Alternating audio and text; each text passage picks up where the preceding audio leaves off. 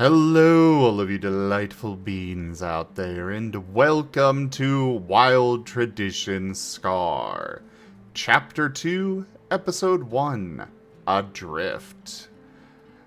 This is one of our Pokemon tabletop RPG campaigns being run with our custom Scar system, or Stories and Creatures in Alternate Realities. This system is available for open playtest on our website as well as on on our Discord as well as on itch.io. Take a look at it, let us know what you think. For now though, we are going to do things a little differently this week.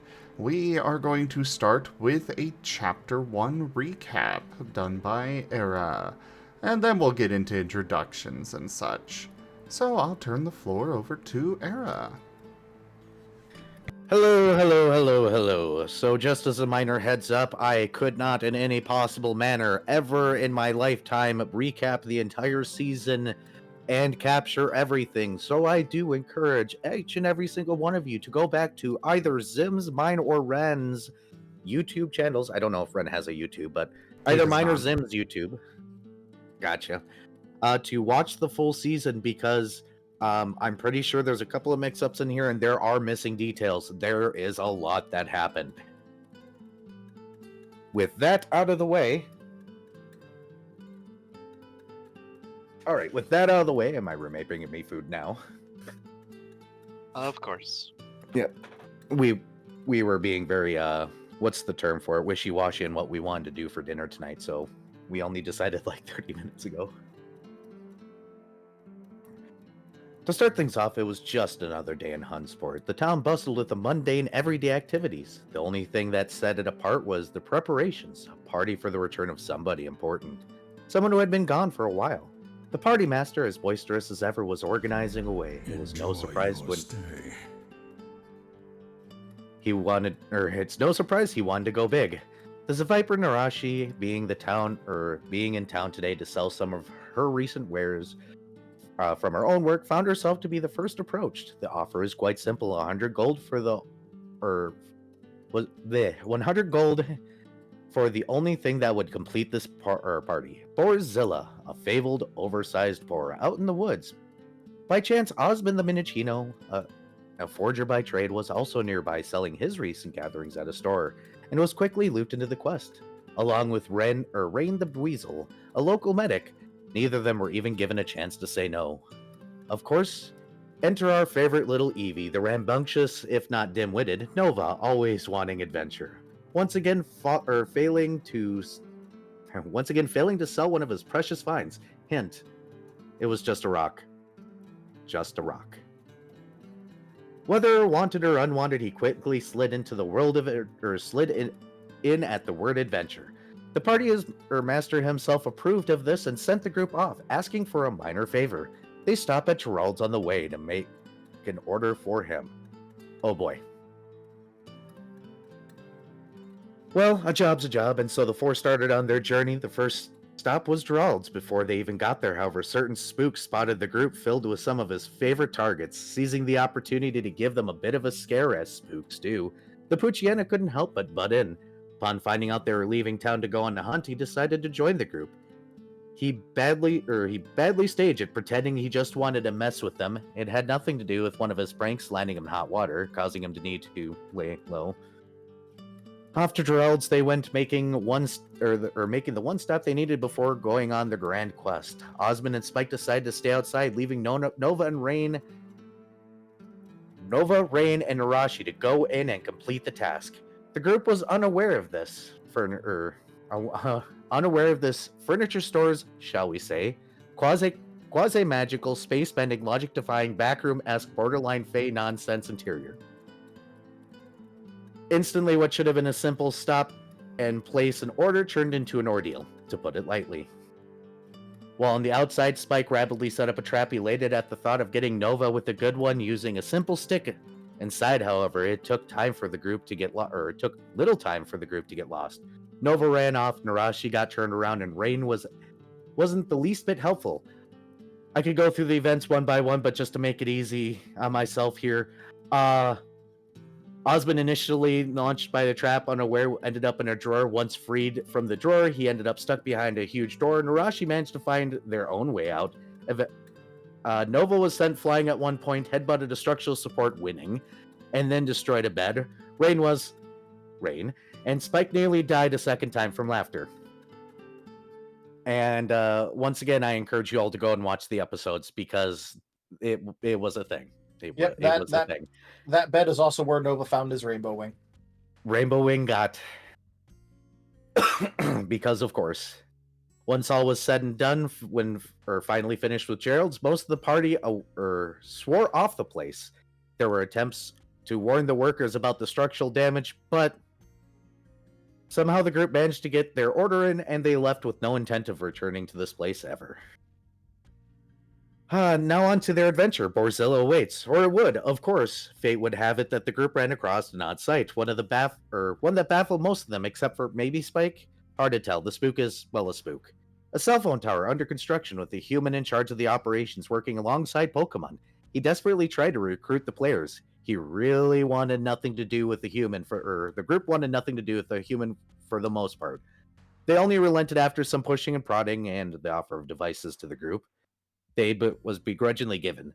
Also, an event. Satellite dishes were attached in a place by a crew full of Pokemon lacking the particular technological skills, relying on rudimentary ideas and execution. I guess one can only expect so much. Oh, by the way, Nova fights a tree. The job, however, was done. The quality may be questionable, but it was indeed done. Huzzah! The human kept his word and provided the group with the newest devices. Gate co-branded Gate Phone 12s, preloaded with all the contacts one could ever need, aka contacts of the others who already had devices in the Hund's port. Not exactly a huge list yet. And, once again, the party was on their way.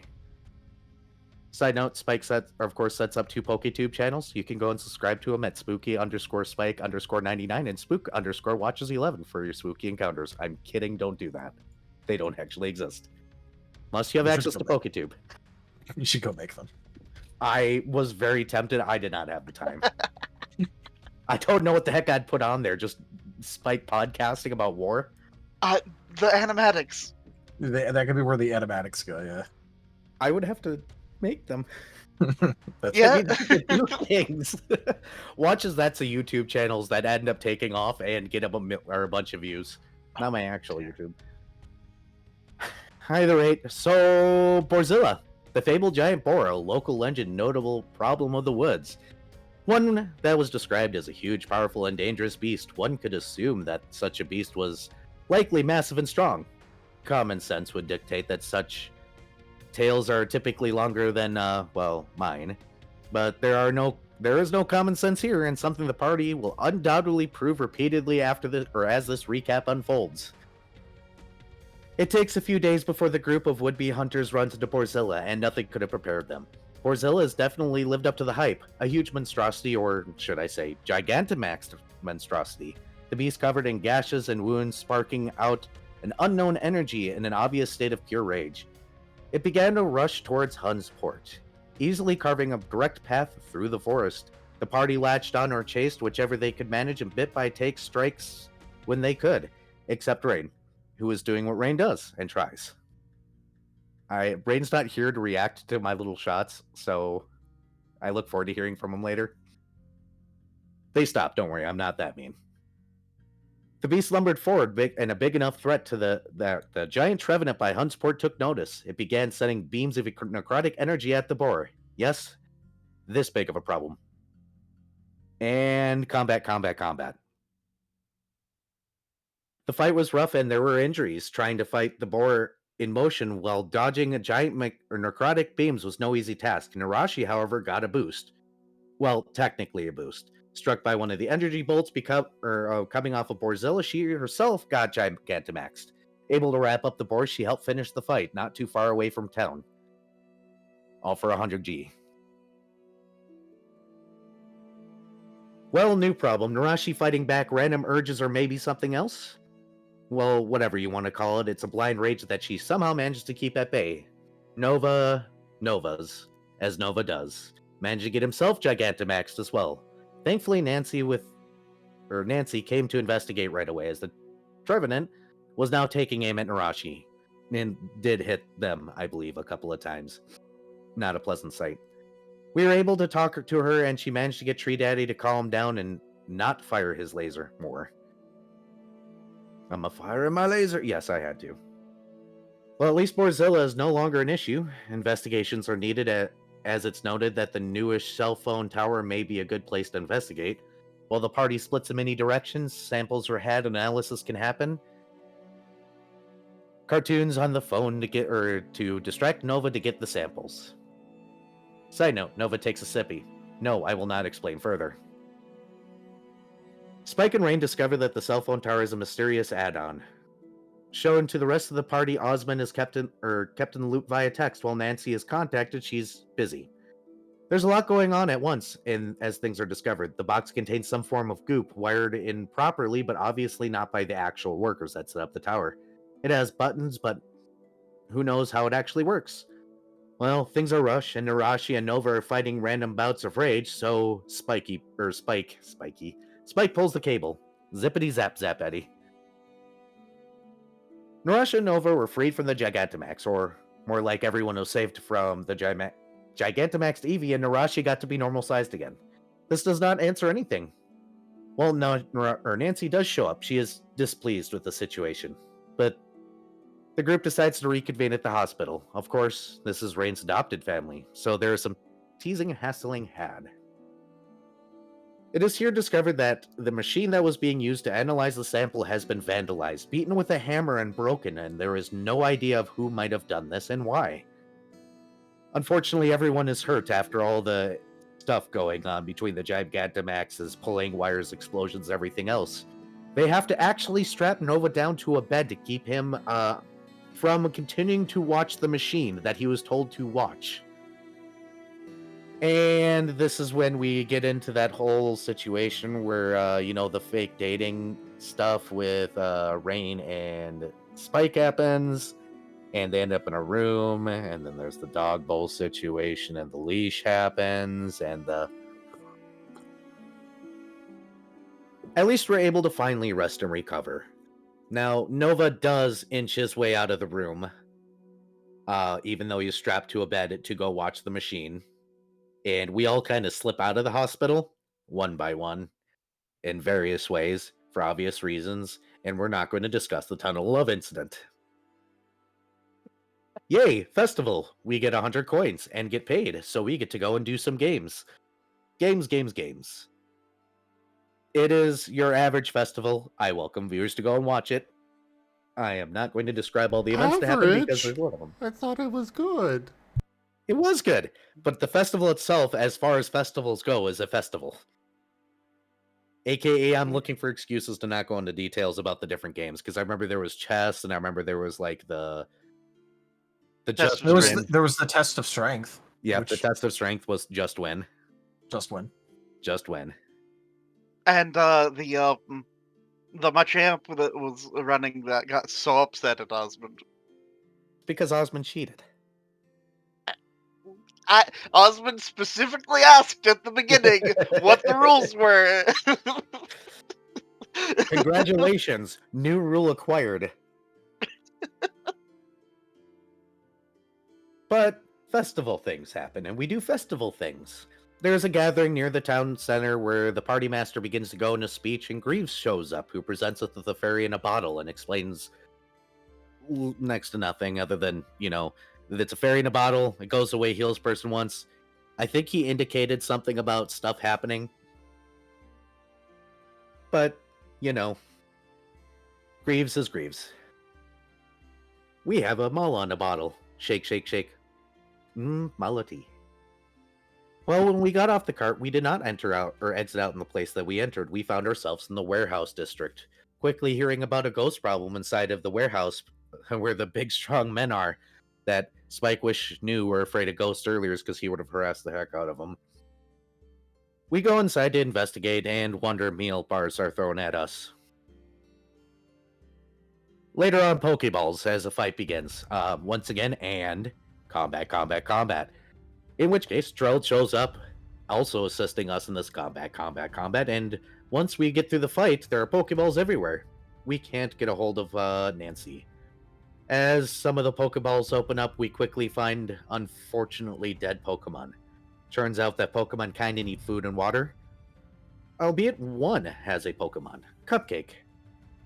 Cupcake made it through because the trainer had packed him with some cupcakes before sending him off to his new trainer. This individual just happens to be a French ghost who decides to haunt Osmond, since he's not really haunting nor possessing, so haunt.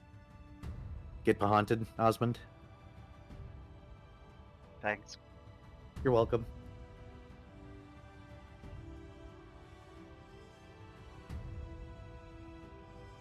Well, as we get out of there, we end up leaving everything on Gerald's shoulders because he says he'll clean it up and talk to Nancy whenever she shows up, unable to reach her. It is this point in time the ship with Hund and the personal guard shows back up, and the first time that Rain sees his brother. It's around this time that we also run into the catching incident where a bunch of Pokeballs are throwing around. I might be wrong about the placement of this, but I'm pretty sure it happens around now because Hund gets caught, breaks out, and is very angry, and people scatter. Specifically, Hunder.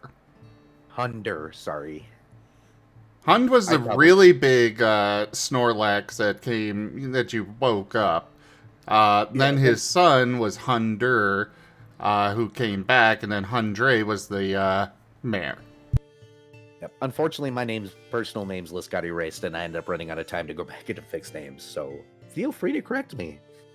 Yeah.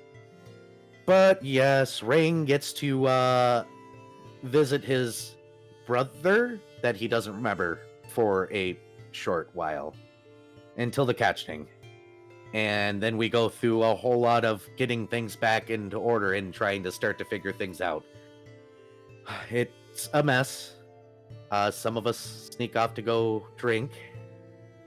And Rain decides that he wants to visit his grave at some point. Spike hides because he's not a good boy. Time passes and we end up in a situation where Tree Daddy ends up warning us that a problem was happening. It is at this point in time we found out that Nancy was also caught. Echoes approach the town. These echoes are an interesting being. They are reflections of yourselves in a different time, usually living out past things, otherwise just kind of existing. It's a bad idea to kill your own, but thankfully it's okay to fight others. All controlled by a mysterious machine that seems to have been placed outside of Hund's port. And combat. As combat ends, many of the party members are injured again, and Spike goes through a traumatic event in plain view of Osmond, who gets a front row seat to a bit of Spike starting to remember things that he doesn't want to remember. As we're starting to figure things out and get ourselves healed, this is about the time that Cobalt appears, who wants to fight Nerashi. Which lasts for a little while of challenges, but Nerashi has nothing to do with it, and next thing we know, we got Nova and Cobalt going back in a no-you fight. The Himbo squad is born. They get distracted and go eat stuff. Yep. Having been interrupted before back in town, Rain finally gets to meet Rain gets to finally meet Ryan again for the first time. The others sneak off again. Spike, suffering from a migraine, ends up going to Osmond's shop to go ahead and take pills, while Osmond and Rain are deciding to head towards the grave. They're going to exhume the body to take a look. Thankfully enough, yes, Osmond does save the spook from taking an entire bottle of migraine medication quickly. Thankfully. More like migraine medication on crack, but yes. The super extra. It's prescription strength. It's the kidney killer stuff.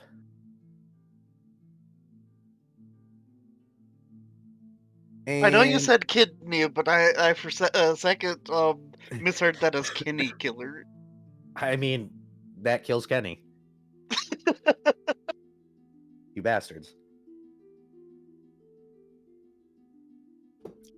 Yes. And yeah, you guys went off to get food. Both Nova and Cobalt end up going off and getting food because the Himbo ship has born. I think Nerashi just kind of went off on her own. Yep. Around this time, ships show up in the port, and things start to go. Or nope, I skipped ahead. Rain needs to see his body. They have exhumed it, and as they show up, well, the bones didn't go home. They are definitely still there. There is a sample taken. There's going to be a DNA test later. But we gotta kind of address the everybody floating on incident, where a lot of us turned into float souls and or weasels, and Osmund and Spike got launched out of his parents' home because trespassers, and we all kind of made our way to the clinic to figure out what was going on. There's the whole Spike and Rain getting locked in a room. Yeah. Yeah. Go watch the episode. It's funny. Oh, there was the Nova trapped in a bed. Yep. That was fun. That seems to keep happening. Not sure why. It could have nothing to do with the fact that we can't leave you alone for more than 30 seconds without you headbutting something into oblivion. Couldn't be. No, I don't see how that could be a problem. Not a problem. Means no. Okay. Before we get a copyright infringement here, this is around the time that the ocean invasion starts. Ships show up in port and start causing issues. In the meantime, wanting more information for our friend, the Weasel, we finally go to a psychic that was mentioned to Spike way earlier when he was kind of in trouble and, cleaning up a shop. Minor side note, he didn't end up going. There we find out that Rain's mind is kind of blocked out. And matter of fact, the psychic blasted the psychic completely out of Rain's mind, preventing her from doing any investigation. And despite much protest, she turns her attention to Spike. Trauma. Turns out Spike had a human. This was kind of discussed before during the fight with the Pokeballs, because the Pokeball said as much, but this confirms that he had a human named Sam, that he still cares about somewhere deep inside. Spike's not having a good day. Meanwhile, Nova's invisible to the psychic. Who would have thunk? Not him. Nova. Same brain cell. With our heavy hearts, the party leaves the psychic shop, about to go on their separate ways and start to figure everything out when it happens. The bomb. The nuclear bomb. Dropped on the city and everything starts to go to hell. First and foremost, Tree Daddy is dusted, and panic hits the streets harder than it did during the catching. The medic center ends up damaged. A lot of people are freaking out, and that's where we decide to go, was to the medic center. And here is where we find a secret tunnel underneath the medics. Turns out Flo and name, brain's dropping the name. Flan and Sarah. Flan and Sarah are down there. It seems that they've been doing secret experiments. Oh, we confront the doctors and call them out, and they agree to drop some of the experiments, but explain that they were doing this because they needed to wake Hund. Not necessarily the best thing to do to experiment on the town where you're supposed to be medics and there's people that need help, and you shouldn't really be messing with the electronics you don't fully understand, but who am I to judge? I'm just a spooky Spoochiana, or in this case, a shadow dragon. I don't know what I am right now. Please help me. No. Somewhere in the... What was that? You said, please help me. I said no. Understandable. Have a nice day. At some point in time, Tree Daddy calls out to Spike, who sneaks off to where the Trevenant once was and becomes a daddy. You're welcome, Gib Gab, for the Empreg.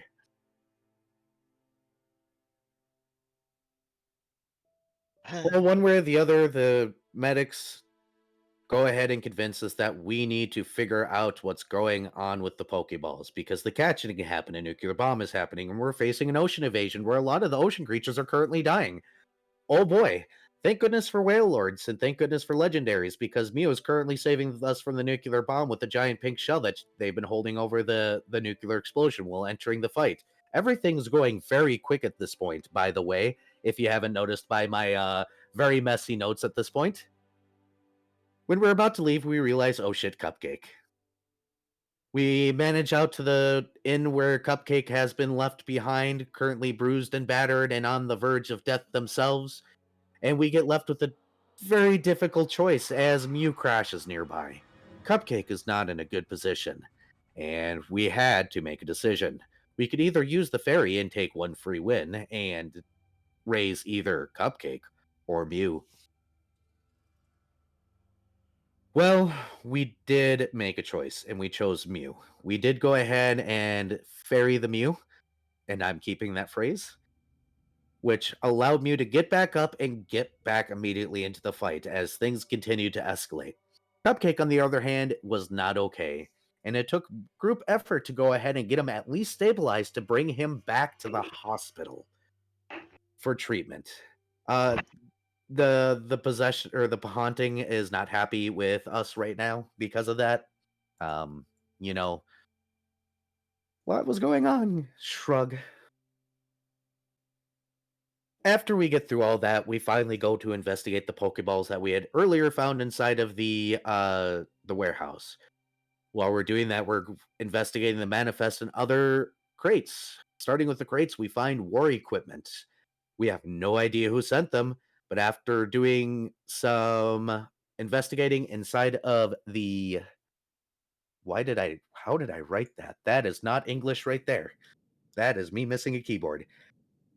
More or less, we ended up in the office and we went through the records to figure out who ordered all these things and found out that it was somebody named Norton.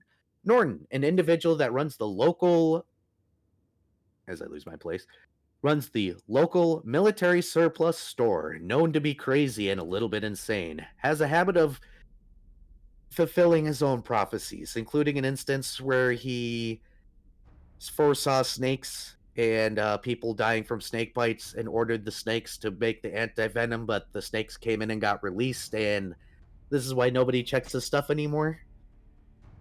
Yeah. Some of the party do also locate one of the bunkers that's hidden underneath the warehouse and goes down to talk to the survivors. We decide not to take any medical supplies, but Osmond very much scares the living heck out of the survivors that are trapped down there.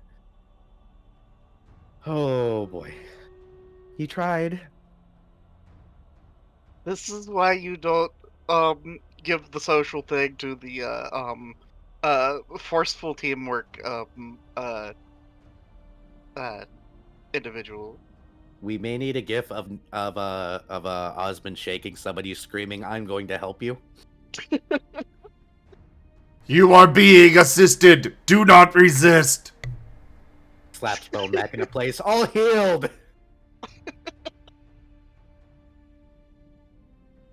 And then we decide now is the time to head to Norton's himself. As we get there, we're met with the building that is obviously a military surplus store surrounded by mines.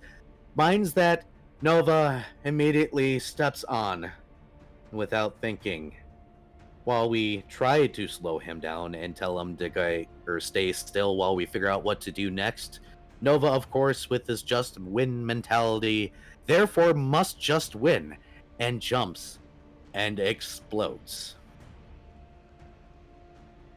So once again, we don't need to really go into details of the party shenanigans here at trying to save Nova and how long that took, because oh boy, oh boy, oh boy, oh boy, oh boy. Needless to say, we do, after a little bit too much work, manage to stabilize him, and Nerashi, Rain, and Cobalt bring Nova back to the hospital for immediate treatment because, oh boy, oh boy, oh boy, he just stepped on a landmine. Turns out, EV versus landmine. Landmine wins. Remember this, Nova. Please remember this. But Nova lived, and the landmine doesn't exist anymore. EV Victor. Oh boy, oh boy, oh boy.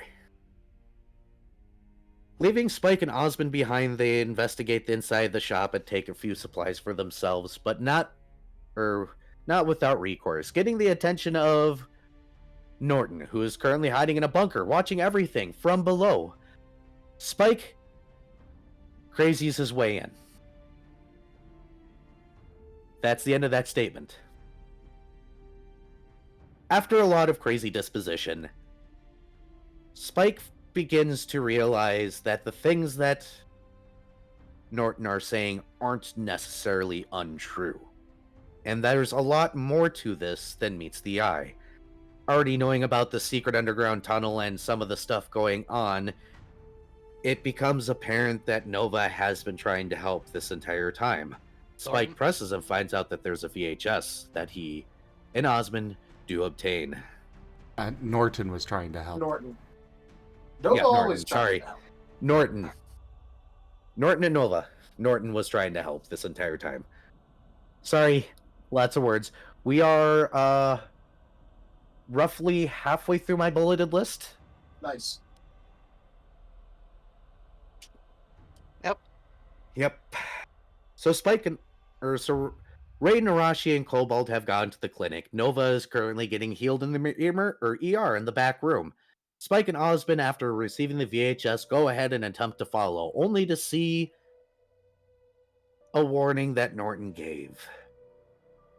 Rain's brother Ryan with one of the metallic collars entering the door, and they rush forward. And the brothers fight. And combat.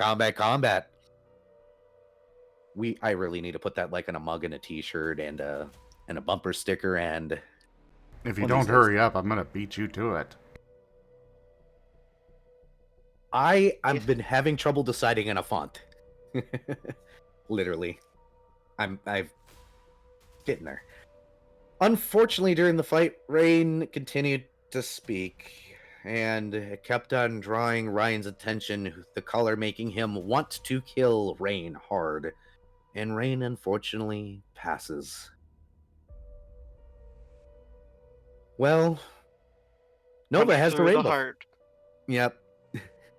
The good news, Rainbow Feather exists, so they shoo everybody out and give the Rainbow Feather to try and set up a ritual to raise him. And yes, there is the whole Nova will not leave Rain's side because everybody else is like, there's a war going on outside and everything's kind of messed, and F's in chat, please. Not that they don't have feelings about the situation, but you know, everything everywhere all at once all the time. This isn't a movie. The party ends up heading towards Osmund's parents' house. They have to get through some traps, but are met with goodies. It seems that Osmund's parents left out for them. They do decide to stay the night, and the VHS is watched. And yes, indeed, like suspected, Norton was avidly trying to help. He had gone to the mayor to explain the oncoming trouble. And the mayor, the child mayor, was playing poker night and not paying attention and shouting at his game, which Norton mistook as orders to act, and so he did. Let's add another tick mark to the town being stupid, and well, we watched that. Haunted TV. Did I mention that Rain's dead? Well, Rain's dead. We had gained a new party member, Ziggy, that was accompanying with us. I almost forgot about him. Wait, who's Ziggy? No one else remembers, so what does it matter? I don't know why I wrote that here. I don't know who Ziggy is. I just don't know. Well, in the morning, Spike wakes up to a Rain. Surprise, Rain. After some discussing Notably, and snuggling the Rain. yeah, well, being snuggled by the Rain. Surprise, Rain. After some shock and confusion, we decide the best recourse is to go back to the hospital yet again.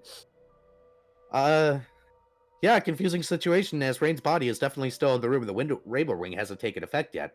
They do run a DNA test, and yeah, that's Rain, and that's Rain. There's a dead Rain, a skeletal Rain, and a currently floating away body not secure Rain. Who has Just no remember, memories? guys, with no memories, yes. Remember, everybody, if we ever need to, just hide behind the pile of dead Rains. We'll be fine. It's like bards. It's like bards, except medics that try. That's usually what a bard is.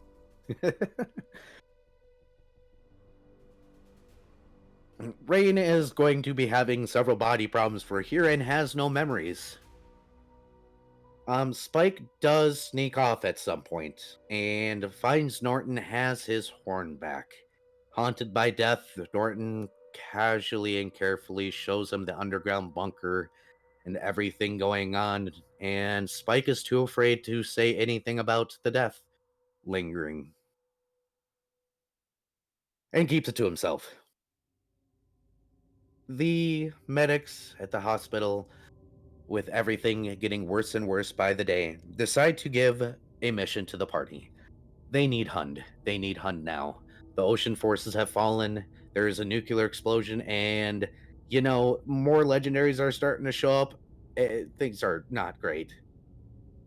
The goal is to take a mysterious substance given to them by the medics and bring it to where Hund rests underneath the makeout point, and go ahead and pour it in his mouth. Hopefully, this will awaken him. We do take a moment to go ahead and visit the humans that have shown up mysteriously in town without names or dog tags. And after discussing with them and discussing all the information that we have, they decide to send somebody with us. Top percent Joey joins the team. Da, da, da, da, da, da, da, da, da. Yes, I had to do that as well. And he honestly probably saved us from getting sniped to death. We'll get there.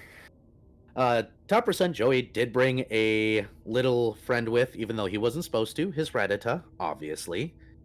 And the party does take a camping moment where a lot of things happen. People definitely go and gather things. Some people learn some stuff. Spike learns how to use a gun. There's a situation where it turns out that Rain has a book for the recently deceased that he cannot read, that Spike can, who immediately takes it and stuffs it in his head.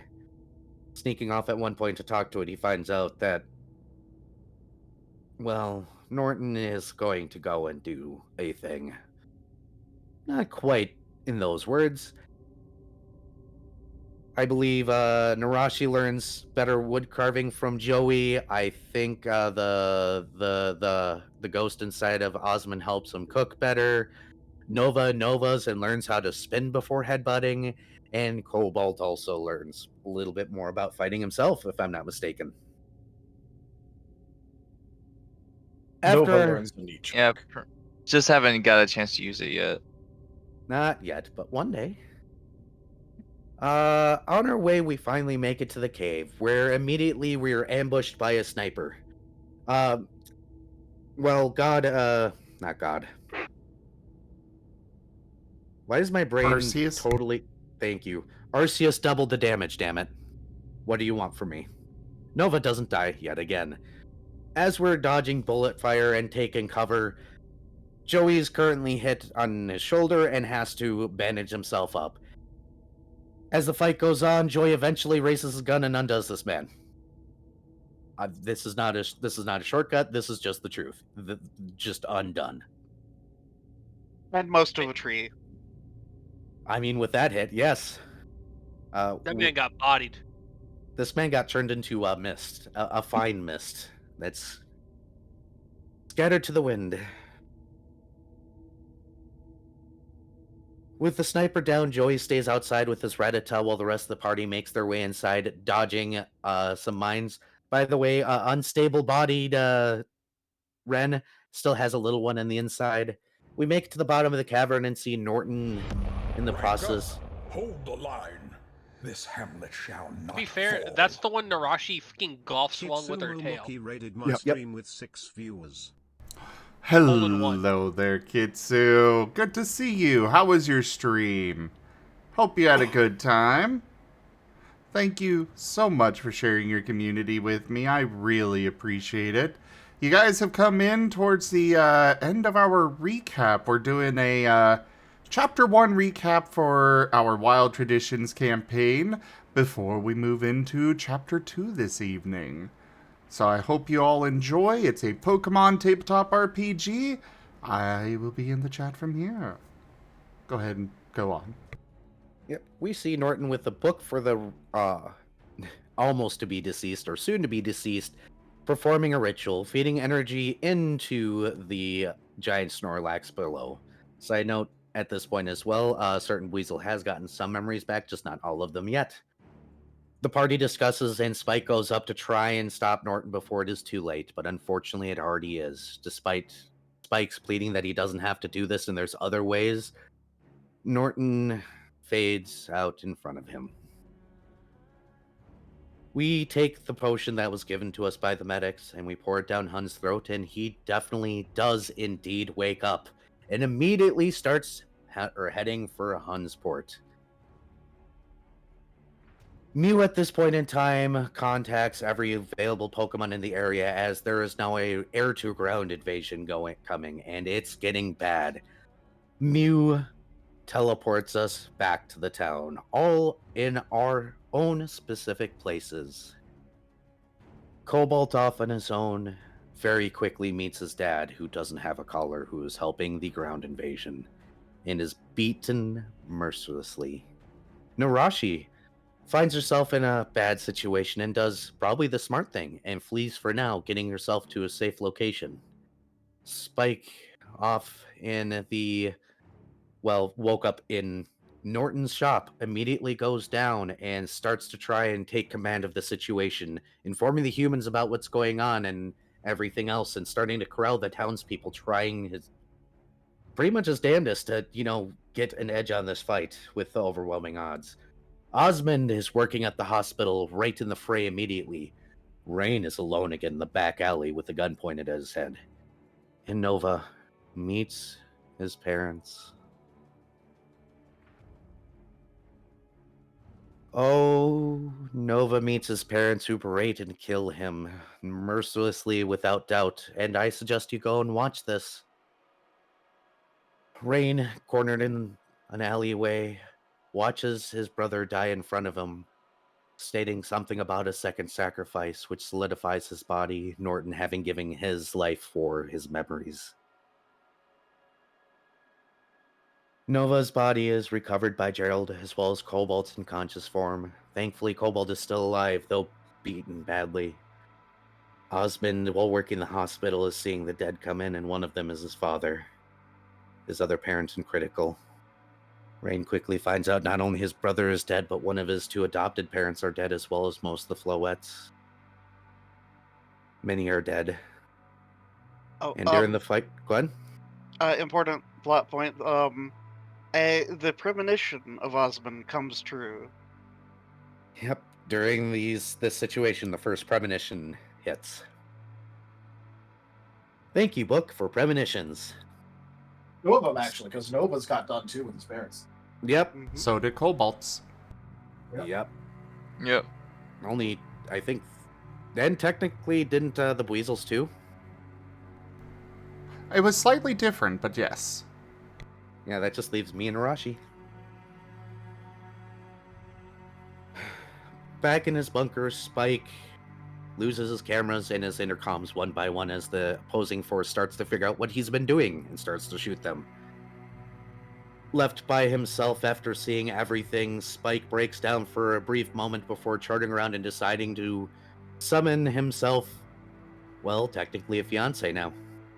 He has an argument with Death himself, Yvettel, with no real edge to have or ground to stand on, ultimately ends up giving himself to whoever the master is at Gateco, warned to maybe stop and save Sam along the way. On the outside, the group is having a hard time choosing who to save. Time has been stopped, a present from Gerald, and they're arguing about who to raise. Present from Greaves.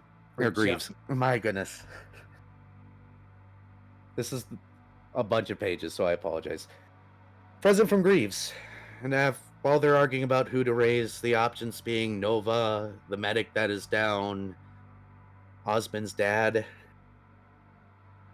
They're flipping a coin that would have given an answer, but that's way too easy. Fate has other plans and erases the coin's faces, that way we can't tell which way is going. Spike and Norton show up, Norton freezing immediately. Spike reasons that the best idea to do is to save the medic because the medic can help the most people. And we initially set it up, but we set it up unfortunately wrong, and we all go to sleep in this time stop, only to have a giant knife twist. Nova, apologizing for being bad and everything, causing both Rain and Osmond to freak out, run and grab the supplies, and choose to raise Nova. Upon his awakening, Time comes back, and Nova has a complete breakdown from the things that he has been having. The party does their best to reassure them. Most of them, except Spike, getting close, and they have a heartwarming moment. But this can't stand forever, because unfortunately war is still happening, and we just can't win with overwhelming odds.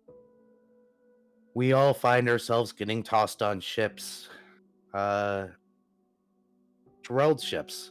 Apparently this man has airships, not just, an SCP building. And we leave as the ships are bubbled, and we are going to flee, watching the rest of the wilds fall. But the bubbles break, including the one holding back the nuclear bomb, and all the ships fall out of the sky one by one, heading towards the water. As stated at the beginning of this, I probably missed some notes and didn't necessarily get everything in the right order, so I highly suggest going either to my YouTube or Zim's YouTube to watch the first season. There was a lot of stuff I skipped to keep this from being an entire episode, including a lot of good jokes. Oh, there's so many good jokes. And a lot of good Saturday morning cartoon antics. And a lot of heart-wrenching moments. And thusly, that ends Season 1. Zim, I hand you back the mic so I can take a breather. Well, first off, we do have the some art of the airships. Whale. It's spectacular. Yeah. Yep, let me grab it. I'm getting here. I'm getting there.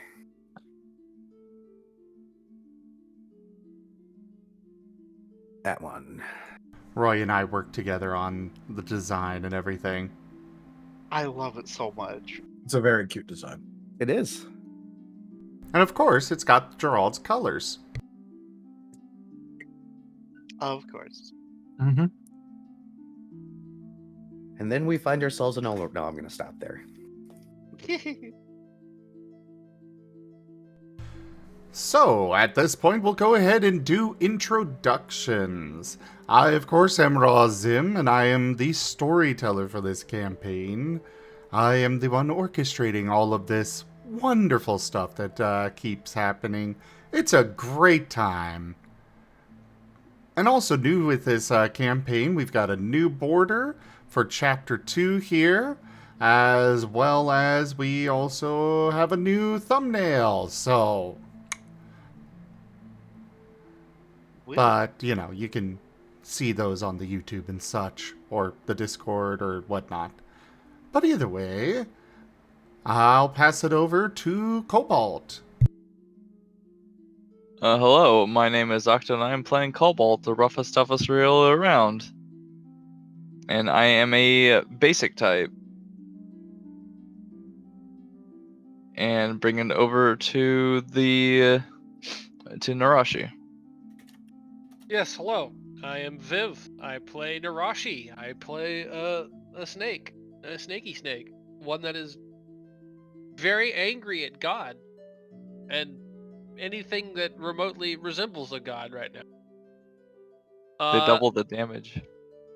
They didn't triple it, therefore they don't love me. Best part is that tripling just would have resulted in him being more negative. He still would have lived. Hilarious. So There- next time we just gotta quintuple the damage. There is an animatic. It's on my YouTube if y'all want to see it. But yeah, Nerashi is poison nature, so standard snaky snake, and yeah, on to the Eevee. Hello, I am Taldirius, and I'll be playing Nova, the basic type Eevee, who is definitely mentally okay right now. Totally. Onward to Osmond. Yeah, I'm Varien, and I'm playing Osmund, the basic nature type Minchino. Just a little guy, and also definitely also in a good place at the moment. Definitely not shaken to the core or anything like that. Definitely not. And since we currently have a absent weasel, Spike, you go. Hello, I am Drunk Dragonera. I am playing Spike, the Spooky Poochiana, Shadow Necrotic type. And I don't know what his mental state even is at this point in time. I think we can describe everything as trauma at this point for a lot of people. Yes, trauma. Yeah, that's very accurate. Instead of combat, trauma. And speaking of me having done the recap, I didn't get interrupted by this.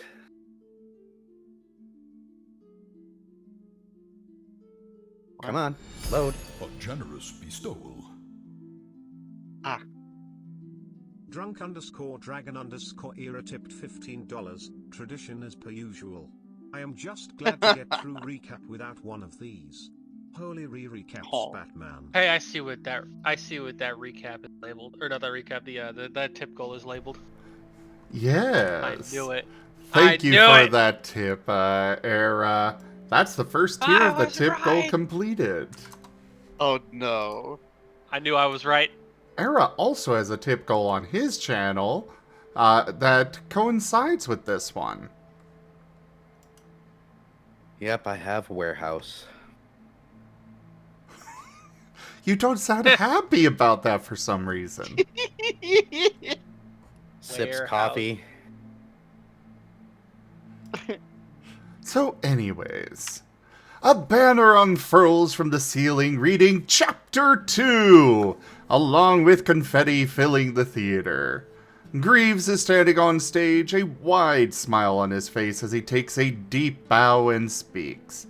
Welcome, one and all, to Chapter 2 of Wild Traditions. You have made it past that gruesome first chapter, and now we find our Pokemon adrift in the wide open world. Sadly, the starboard engine has been destroyed, and they find themselves in the middle of the ocean with no land in sight aside from Judgment's Peak going high into the sky. But it is fine.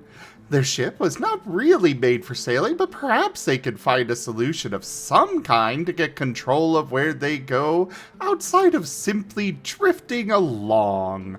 Let us see what happens. With that, the lights dim and the book opens to the next chapter. Thanks for the tip, Tal. Recap celebration. Yes, thank you for that wonderful recap. It was like an hour recap. I could give him a tenner for that. Yeah. And this is with me running out of time. At one point, I ran out of time, so I just started bullet pointing things with Key's help. Key was a great help. Thank you, Key. Thank you, Key. Thank you, Key. Thank you, Key. But you all awaken together on the ship. You are sore, your body's aching, but you are mostly hale and hearty. You do not know where you are aside from somewhere in the middle of the ocean. You can see Judgment far off the starboard aft of your airship through the window of the cabin you all have been rather haphazardly thrown into. The cabin is very comfortable, though. The bed you are in is rather large, easily able to accommodate all of you, and has a couple of wardrobes and 2 chests as well as a desk with a chair that seems to be bolted to the floor, but there is some sort of complicated-looking mechanism underneath it. What do you do? All right, really quickly, thank you, Vari, for the $10, and Viv, why 1564? But thank you. That's the tip goal completed on my side, Zim. Excellent. So we're all waking up in a big bed together, in a room together. with a desk, some sort of contraption, and chests and wardrobes. 2 chests, 2 oh, jeez. Oh. Katzenhauer, the shotgun wizard tipped $50. I was right. Oh, wow, Viv. Right about what? Oh, I know it. Well, that is the second and third tip goals completed. And I will point out that unless this tip goal is completed, no, you were not right.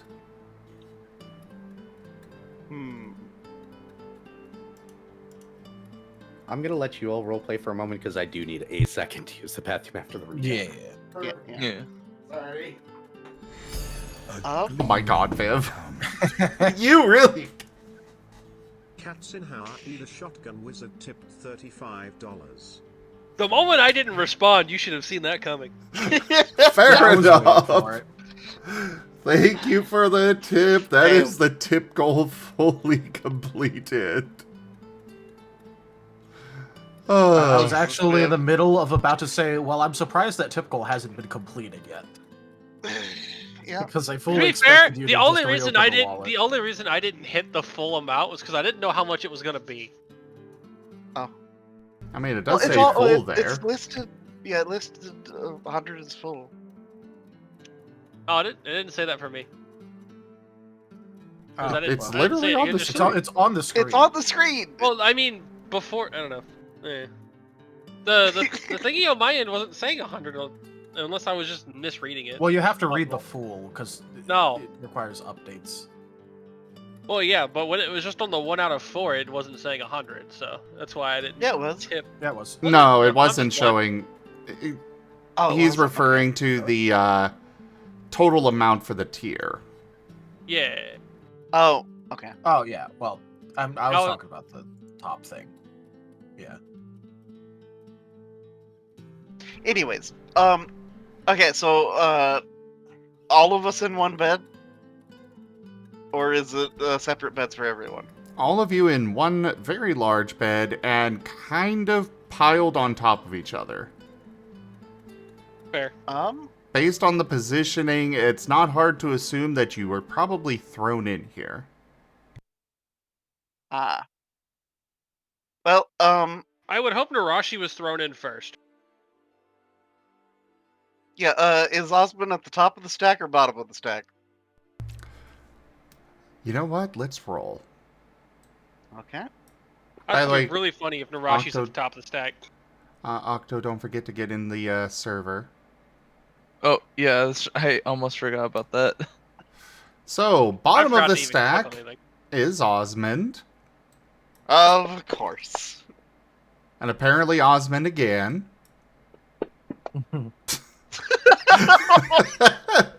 Osmond the third. No. Okay, so bottom of the stack is Osmond. Next up is Nerashi. Then we have Cobalt.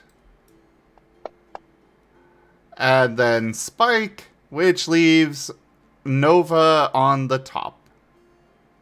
So, Osmond, right. I do have to ask, why are you like always underneath Nerashi whenever you two end up in a bed together?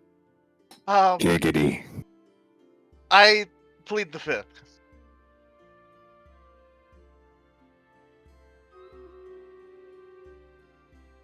But yeah,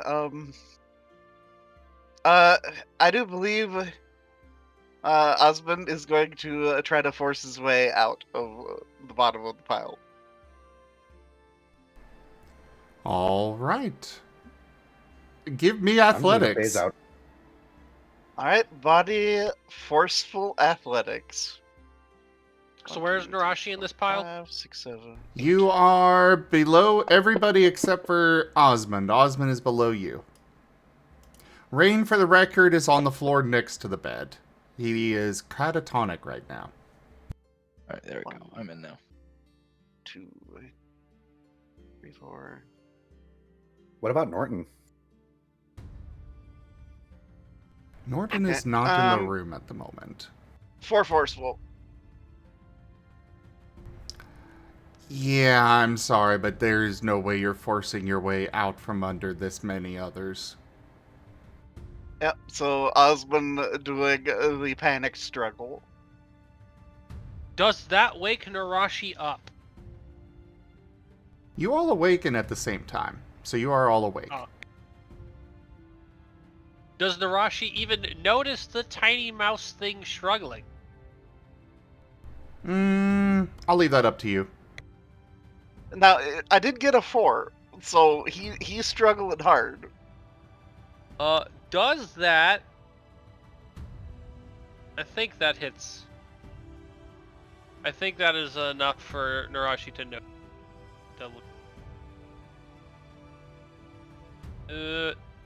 No. You needed a 5.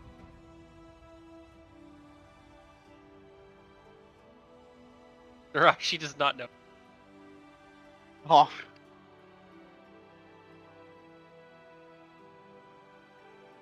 But yeah, you So you are clearly in a rear cabin on this ship.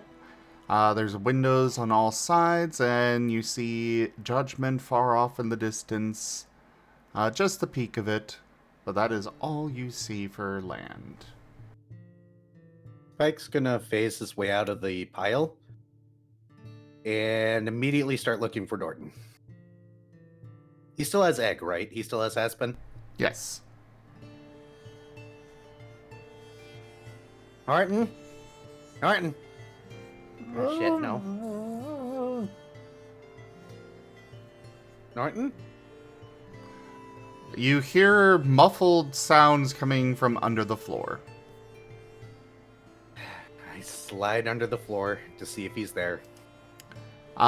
Between the floorboards and the next deck down, you see Norton just kind of there among many different pipes and wires and other things. Come here, you. I grab him and I'm gonna phase us back up. Oh, sorry. You're fine. In the first few days, I kept on falling out of trees. It's okay.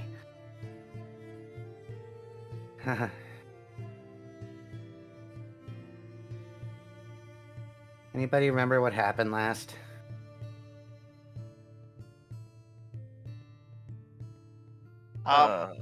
Muffled.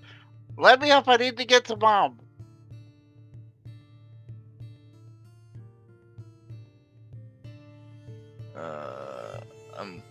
What happened? You got your ass beat? Yeah, I feel like it. Nerashi, I think I see Osmund's tail underneath you. Nerashi blinks. Nova will just kind of like roll off of the big pile onto the rest of the bed. Or alternatively onto the floor. He's not sure, but he's just gonna like get off of the... It would be onto the pile. bed. The bed is very large. Osmond tail go swish swish. The bed is, like, when I say large, it's 30 feet square. Ah, okay. Thank you for... Viv! I didn't want you to feel left out. Well, thank you, Viv. I appreciate it. Oh. Oh, so extra Anyway. SCP? Or extra warehouse. Well, considering we've tripled his goal. Got it. Extra SCP. Far larger than... far, far larger than queen-size ducks. All right, ladies and gentlemen, welcome to Season 2, Escaping the Ship. Escaping the pile, apparently. Nova already got off, so like, you know, there's that. The bed is 30 feet by 30 feet. It Who is the a f- huge... needs a bed this big? A Snorlax. Yeah. Well, yeah. Okay, I guess that's fair. That's big even for a Snorlax. Yeah. And Wouldn't you want to be a comfy Snorlax if you were a Snorlax? I think I'd be comfy no matter where I was if I was a Snorlax. Mm, I can already sleep on the floor. Being a Snorlax will just make me do it better. yeah, but that's because you're half cat. It's true. I do it better than you do, though. You're all cat. I hate to interrupt, but why did Wendy send me a fork with my chili? Because they think you're a degenerate, and they're right. Just not that kind of degenerate. because they want you to forgive them. Kill him. I Well, you wish all- that I okay. had a certain A lurch from the waves comes, and you're all on the floor, scattered about. There. God. I've successfully forced the resolution of the issue. You're welcome, Osmond. Okay, Osmond hops up and immediately runs out of the room. Okay, bye, Osmond. And he was never heard from again. Leaving the cabin, you see a spacious area with a ring of sofas surrounding a large table in the center. Above the table are 4 TVs facing the couches below, and you can see some speakers below the TVs as well. You are in an area with doors to either side of you. The cabin you came out of facing into the center of this large room. To the starboard side is a basin that is clearly unfinished, whatever its purpose was. To the port, you find a bar set up, though only half of the cabinets behind it have their doors, and the others are scattered on the floor behind the bar, along with a number of tools and broken glass from one of the cabinet doors having been broken. This bar setup also has a wrapped-up stove that has not been installed yet, and a fridge with the door hanging open, the clasp that would lock it shut broken. The walls of this area are covered with floor-to-ceiling windows, giving a clear view of the ocean around the bow of the ship. There is no land in sight here either. Most of the floor is clearly unfinished, and you can see much of the ceiling has been untouched, period.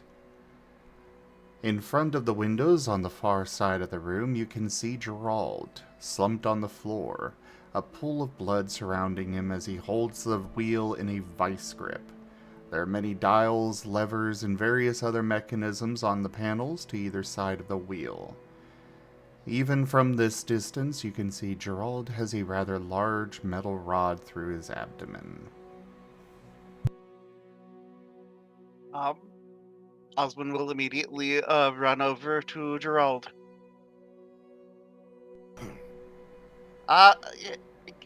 You're hurt. How can I help?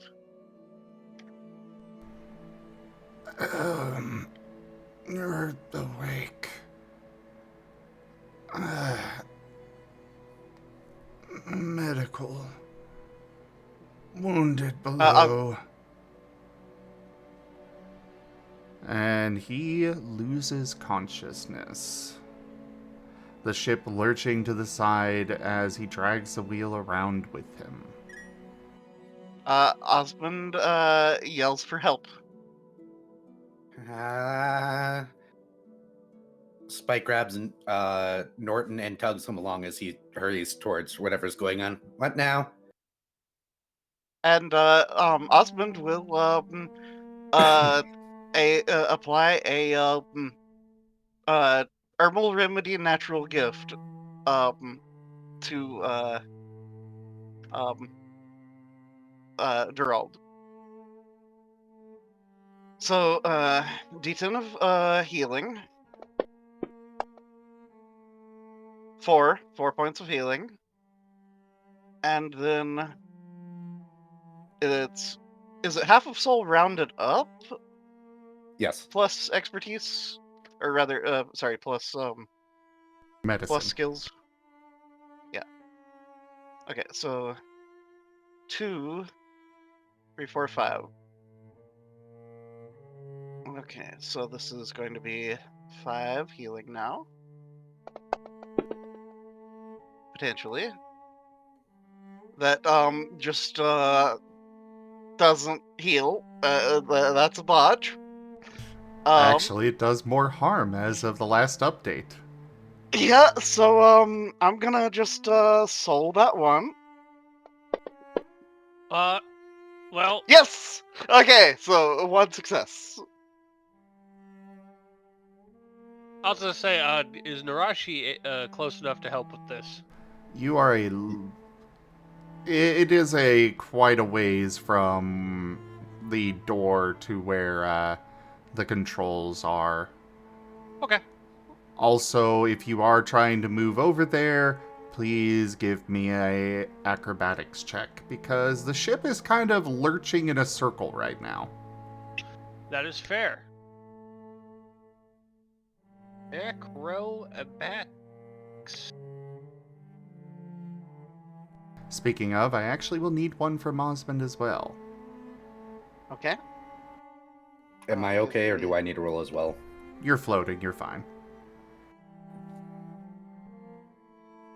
Does it have to be acrobatics or can it be athletic? Acrobatics is keeping balance.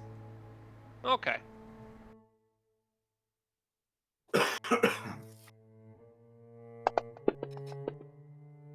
Okay, let me see. Body. Well, Body forceful acrobatics. 1, 2, 3, 4, 5, 6, 7, 8.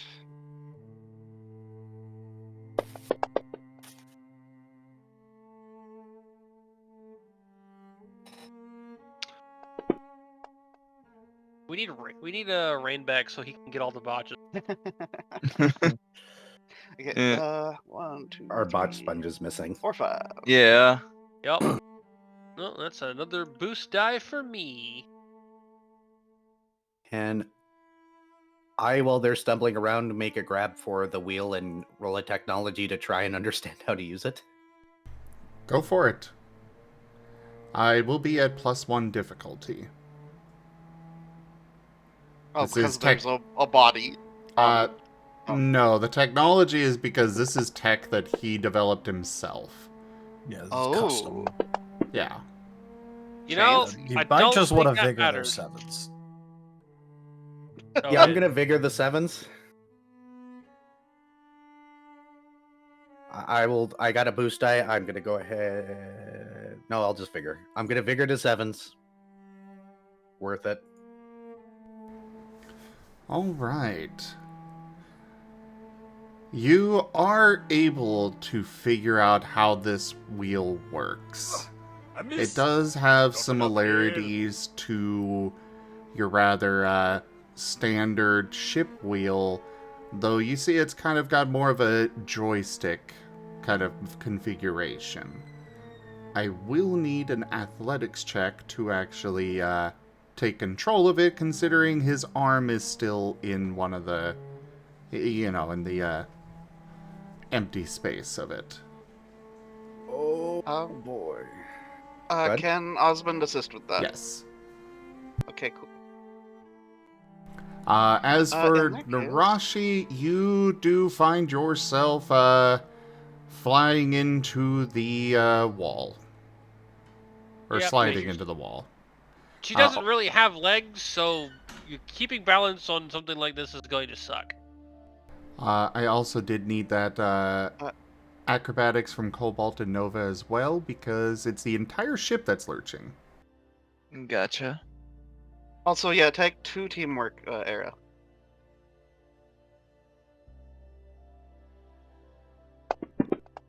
Thank you.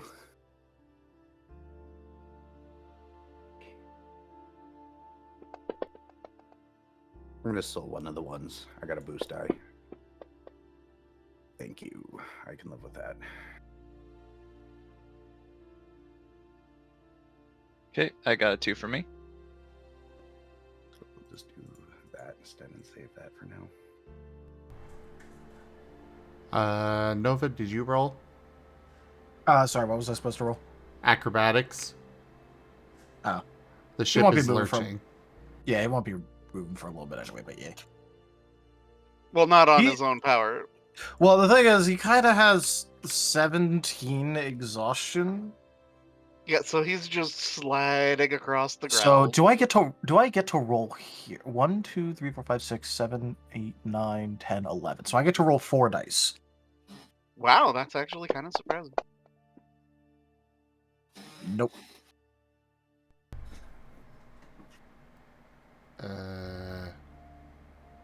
He has a -7 penalty from exhaustion.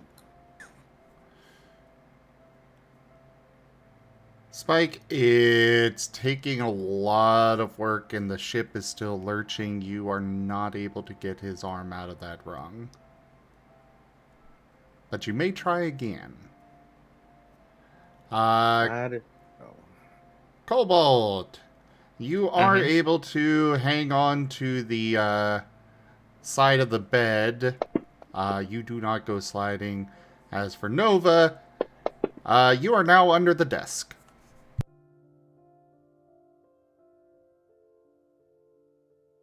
He will just be laying there. With that, you are able to get control of get his arm out and regain control of the ship. I got this. Go ahead and do the healing thing. Well, there's the big problem of there's that big piece of metal sticking through him. Could you like, I don't know, when I'm gonna get a bunch of gauze ready, and then you like phase him back out of this or something. Maybe. Nerashi? Yep. Maybe you got the ferry. Maybe have that ready. Okay. And Nerashi's gonna slither on over. Now that the ship is no longer lurching, hopefully she can get there. Yes. Cobalt, can you hold the wheel where it is? Yeah, I can. I'll try. I go over and I grab a hold of the wheel and hold it as tight as I can. All right. 3. Okay, give me a minute. Let me get ready. Osmond just like emptying his med kit, getting like as much gauze and stuff as he can ready.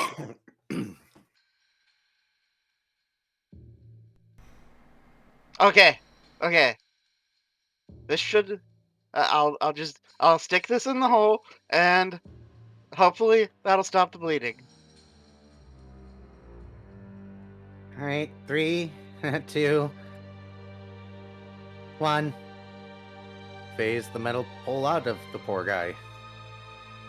And shoving gauze in the place of hole. Can I help both of them or just one? Just one. God. Help Osmond. I don't know. I would I like think I a can help soul presence roll. Okay.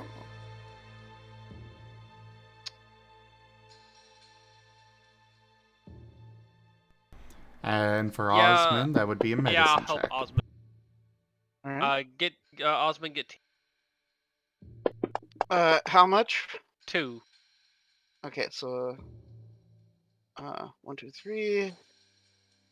This is going to be forceful again. So 4, 5, 6, 7, 8, 9, 10.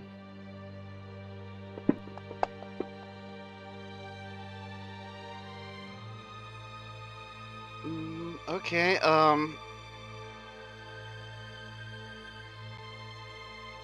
I'm gonna soul that one.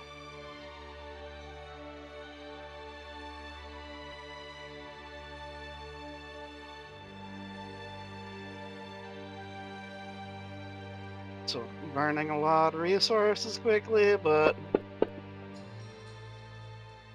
Oof. The Oh, dice no. have spoken. Though, I will point Can out I that... use one of my boost die? Yes. I'm gonna boost that one. Yep. Roll again. okay. Which one do I use first? The ones that I've earned from eating botches, or Session dice One, get used two, first because yeah. they're temporary. okay? 5 forceful. I help. Thought I boost. I don't. There we go. The phasing gets him off the bar quite easily. The bar is not attached to anything, so it just clatters to the floor. And in addition, because of that very high success, you do manage to keep blood from just spilling out everywhere. Buying Osmond Wow. precious time to get it patched up and covered up and at least as good to go as you can. Mhm.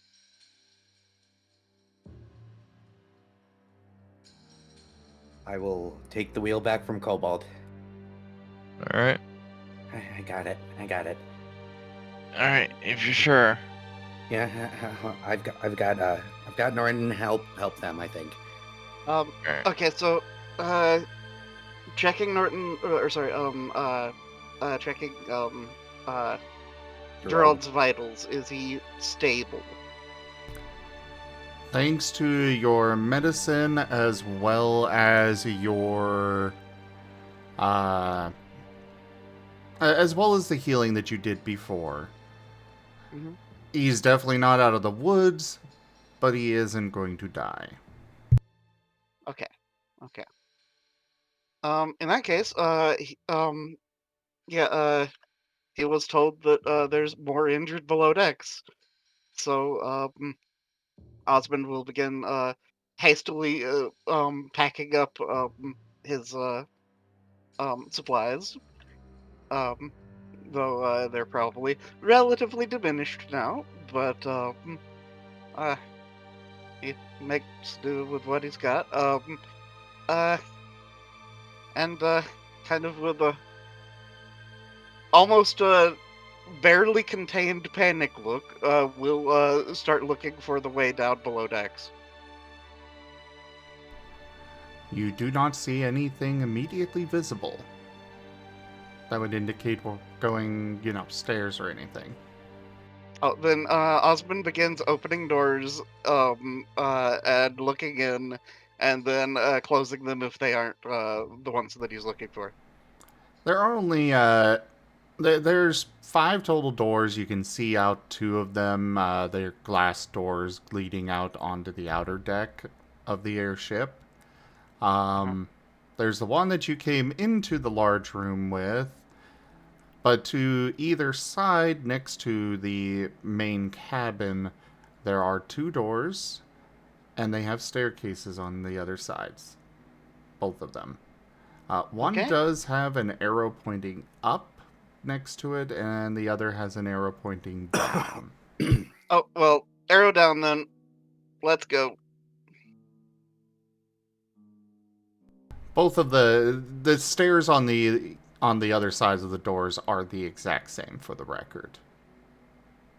Oh, It's okay, pretty okay. easy to surmise that it's if you're going up, you should take this staircase. If you're going down, take that one. I see. Nerashi, Cobalt, you guys should probably go with him. He's probably gonna need help. Yeah, second that. I'm gonna head over there to him. Is Nova okay? I mean, he's not dead. All right, that's Norton is going to speak up. I think I've got enough of a hang on this to hold the wheel if you want to go with them. I have no medical experience. I mean, you still helped with Gerald. I guess if you got this, Norton. Yeah, go on. All right.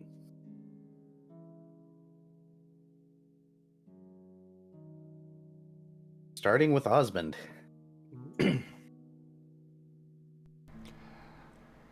So you're going downstairs?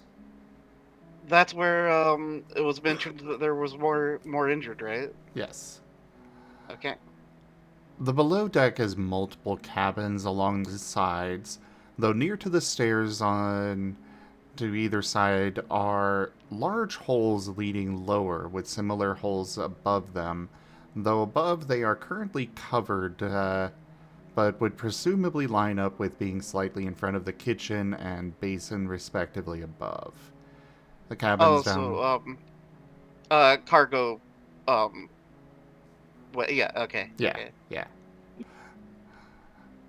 The cabins down here are not as large, or nearly as large as the one that you all woke up in, but they are still comfortable. You can see through windows into several of them nearby. They all have doors as well as windows that look into the hallway. You can see that they are very much unfinished, but strapped into beds in these cabins are various Pokemon, various wounded. At the aft of the ship, you can see several boxes with various supplies that look to be for these cabins. Blankets, pillows, curtains, and rods that have not been installed yet. Various other things that were meant to go into these cabins. You do also see multiple blood trails down here, as well as Drald's footprints in said blood. Yeah. So, I figure, going for most injured first would be the way to go about this. And Nerashi is coming to help because she does have teamwork in medicine. Though Osmond will direct Nerashi to go examine other people so that we can cover more ground. Cobalt, you have medicine too, don't you? Yeah, I do. Only just like a little bit though. I only know the basics. Yeah, Nerashi only has a point in medicine, so It's at least enough to, at least attempt to determine. Assess, okay. yeah. Nerashi, Diagnose, assess, assist. All right, Nerashi will assess. Attempt to assess others in the room. Yeah, I'm going to assist with that. Osmond though is going to go directly to wherever the most blood is. You can't really tell where the blood came from. There's not exactly a clear, this is where the most blood is. Oh. Going along this floor, you see a lot of wounded Pokemon. I'm not going to require rolls on this for now. Okay. Everyone has been treated. Uh-huh. And it doesn't take long to realize that the blood trail was probably Gerald himself. Oh. Yep. I see. That makes a lot of sense. Yep. Wow. All right. Well, seeing that, Osmond will be somewhat relieved and instead change gears a little bit. And instead look for a particular mon. A Meowstic. Mara is one of the first ones that you would have seen. She's right next to in one of the cabins right next to the stairs going up and down. Which, by the way, if it's not clear, there is another staircase going further deeper. Ah, okay. Well, Mara is going to get checked on. She is stable. All of the wounded have been strapped into the beds. varying means of doing so, but most of them were done with, the sheets that clearly came off of the beds, just to keep them from moving too much, well, with turbulence. Ah. Hey, Nerashi, Hmm? do you want to make a fairy tea? There's water Probably. in the crates. Yeah, that's probably a good idea. I'll go up and start trying to figure out the ship controls, I guess. It'd probably be easier for you to do the tea, considering I don't really have hands. Okay. At least There is no water in the crates at the on this floor. Those are all construction supplies. Dang. Oh. I guess search. Osmond, stay up here, maybe, and we search. okay. What? But yeah, Osmond will take a tattered picture out of his bag and kind of just gently close one of Mara's paws around the picture. Understood.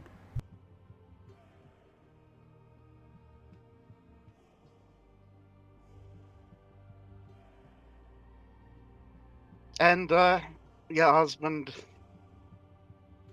walks back out, but it looks like he's significantly more burdened. Uh, Like his shoulders are slouching.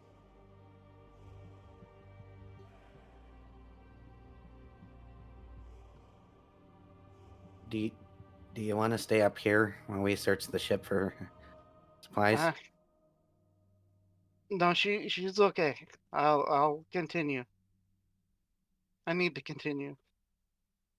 Okay. Do we dare split up in this place? Well, I If mean, I I die don't think on we're in any Gerard's, damn. if I die on his ship, I'm going to haunt him for the rest of his. All right. What were you saying, Cobalt? I said, I mean, I don't think we're in any sort of danger right now. I mean, I know that, like, the ship is a bit weird, but yeah. Let's see what supplies we can find, I guess.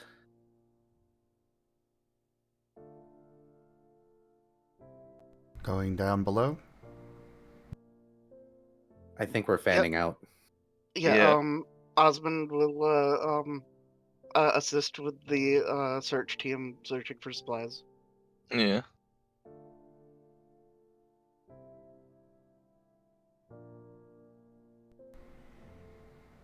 Oh my god, Gip Gap.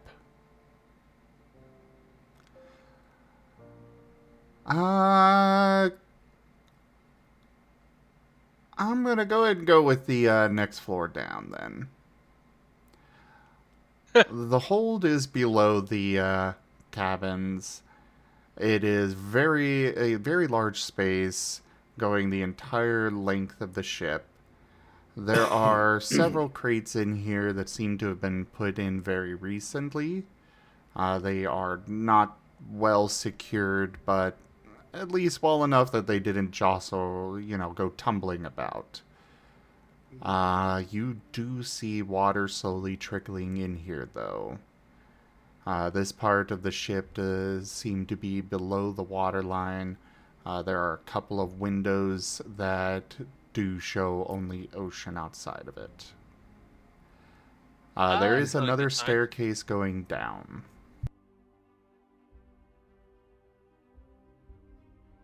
Oh, that's not good. No. I'm gonna just stick my head through the floor and look down. You guys want to check the crates? Yeah, that Might seems as like well. a reasonable. Yeah, Uh, you should get that done quickly. Something should probably be done about that though. Gesturing at a leak. Yeah. I don't know if I can help with that. Let's make sure it's not happening a floor down too. Just give me half a second. I'm gonna just literally stick my head through the floor and try to look into the next floor down. The next floor down, do you have dark vision? I do not. It is entirely dark.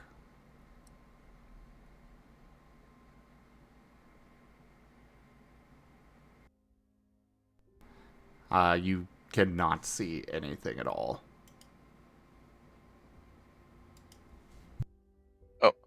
Quick question. What I'm is guessing the you want hull dark the ship vision? made out of? Yep. Go ahead, Cobalt. I'll answer that question in a moment. What was that, Cobalt? Yeah. What is the hull the ship made out of? Is it like metal or wood? It is mostly wood. Gotcha. There are, metal structure beams and such, but for the most part, it's wooden. Gotcha. Yeah, I think dark vision might be a good idea for me to have. Yeah, maybe. Okay. I will allow it. Though, do you have dim vision already? No, so I'd have to grab dim vision first. Yes. Yeah, you have 50 XP to spend there then. Well, he does get 1 feat free because he did the recap. Oh. Nice. I did mention that.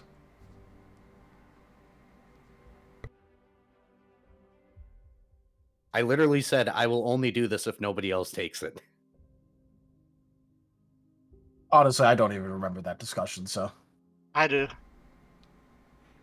Yeah, I put in the chat, hey, who wants to do the Chapter 1 recap? Whoever does gets a free feat. Oh, yeah, I didn't read that. Well, fair enough. But yeah. I will go ahead and allow you guys to spend XP, by the way. Waking up, you did get the benefits of a full rest. Though obviously, Gotcha. Resources that you have spent since then, are still spent. Yeah. Yeah. But I'm going to assume you're going to be picking up that, then, Era? Yes. Okay. I'm just checking right now to see if I have the experience to go ahead and buy a feat. Where is it? It's pinned on the channel.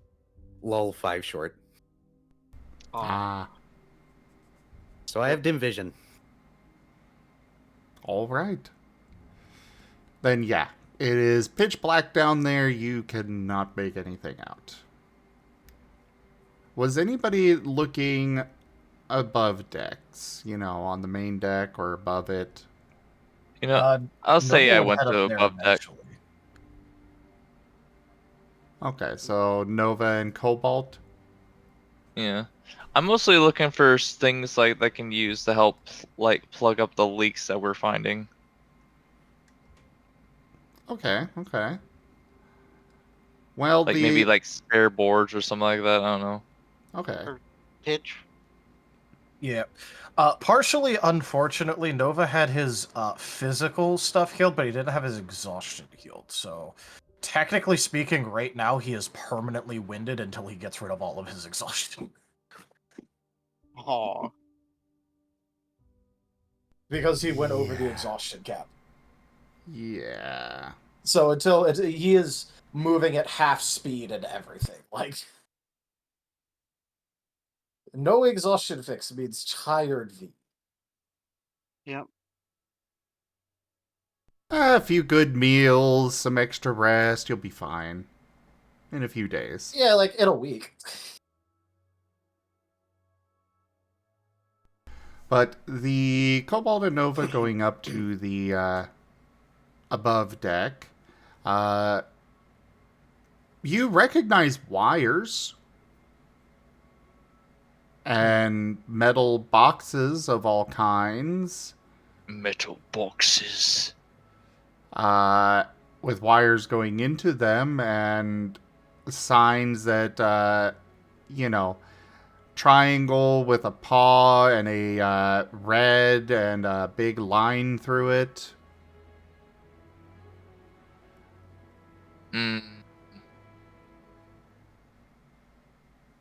Do either of you have a dot in technology? I forget.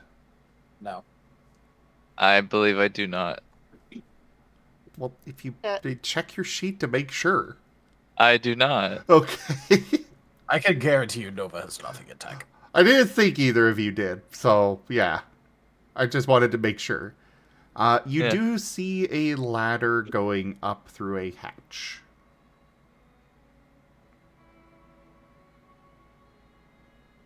And like the only dots I got in my knowledge skills is just like appraisal, craft, investigation, and medicine. That's it. Yeah, Nova has appraisal, investigation, and medicine, so him and Cobalt are even overlapping with their very bad knowledge. That is hilarious.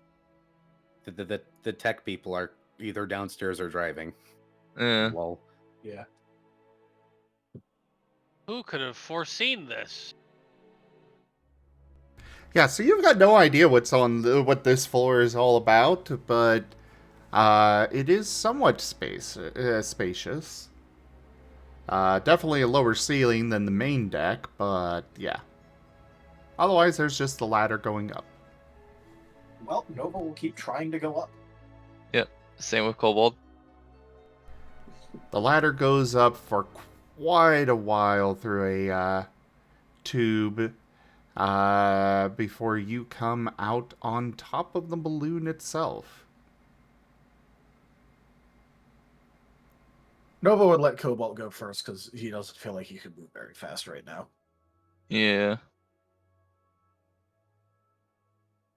Fair enough. I mean, like Cobalt is Also not known as feeling he 100% either, but yeah. To be fair, you can move at more than 30 feet per round. Because that is what Nova can move at per round right now.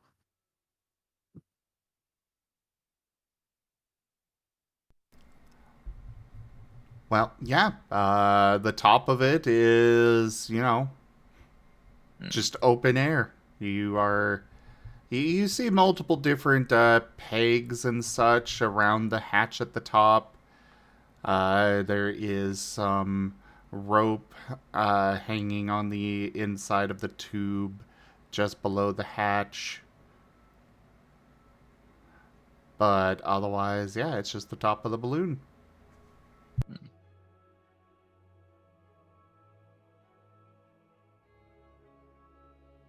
Is the rope attached to anything?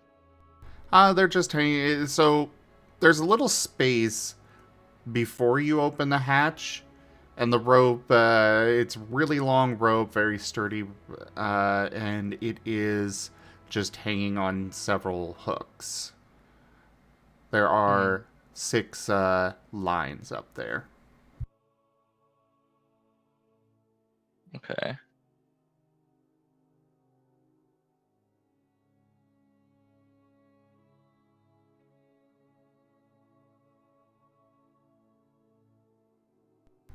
Trying to Well, dumb since down we're up- descriptions for himbos is difficult. Yeah. Yeah. We're just like, we have no clue what we are doing or what we're seeing, but we're figuring it out somehow. Especially when one is like probably shouldn't have even gotten out of bed, Oh. and the other one is busy being one giant bruise. Yeah. To be fair, the one that got out of bed didn't have a choice of getting out of bed.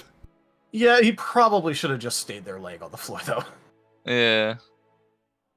He probably shouldn't be doing this stuff. Because yeah, one of us got the life beaten out of them, the other almost got the life beaten out of them. Yep. That's what Combined, they make one healthy person. you get. Not even. Well, no, because I don't think Cobalt, do you have like a ton of exhaustion? A good amount, yeah. Okay. They almost make one healthy person. Because Nova's at full health with no wounds, but has like 17 exhaustion. We'll come back to the himbo squad at the top of a balloon. So, Osmund, Nerashi, looking through the crates, there are 2 of them are filled, or they are all filled. but 2 of them have medical supplies. There are several of them with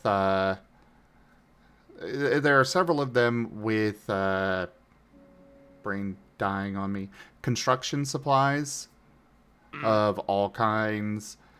There's a few tools in there, but mostly it's, spare wood, metal, rods, planks. I guess spare wood and planks are the same, but so on and so That's forth. actually kind of helpful for patching up damage to the hull potentially. That's true. Yeah, there's 3 crates of various construction supplies. These crates are large, for the record. They are each 5-foot cubes. Wow. So you got 2 medical, 3 construction, and then there are 10 of them that you open up and find sealed, preserved foods of all varieties. Oh. Mostly ingredients, but the kind of prepper kind of stuff. Uh-huh. And then you also find 5 crates that have drums inside that presumably hold fresh water. Well, one's gonna get popped open, and sniffed at to make sure that it's actually water. It is. Okay. There are hoses inside of the crates for, doing the siphoning thing. Mhm.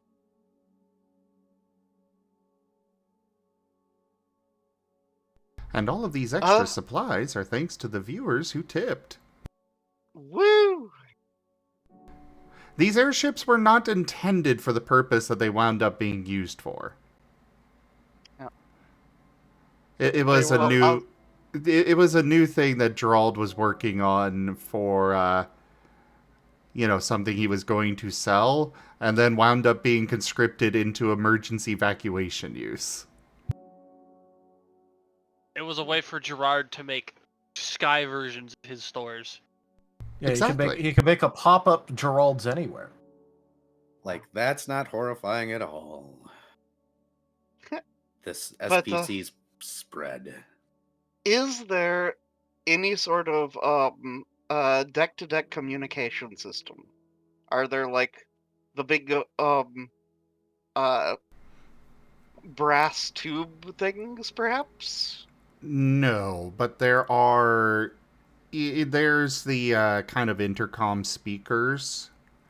However, they do seem to be offline at the moment. Well, Osmond will, And also, to note, one of the medical crates did also have a selection of survival kind of, tent and flashlights and such. Oh. Osmond's gonna grab a flashlight then. Oh, good. It's completely dark down there. Oh, well, here. And then Osmond will offer the flashlight over. Takes flashlight, sticks his head back through, brings flashlight out to look around.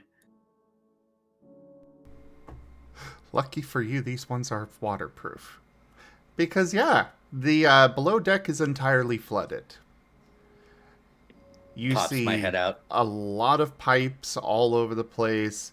You've got enough in technology. You can recognize that this is the engine room.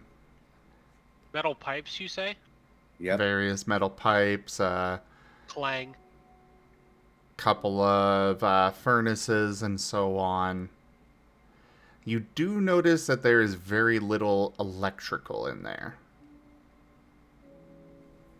Pull my head Honestly, back that's out. a good thing. Found the engine room, but it's completely flooded. Oh, that's not good. Yeah, we should probably work on that. I don't know. I can't help with that. Thank you. The water is slowly rising in the hold. I'll go down.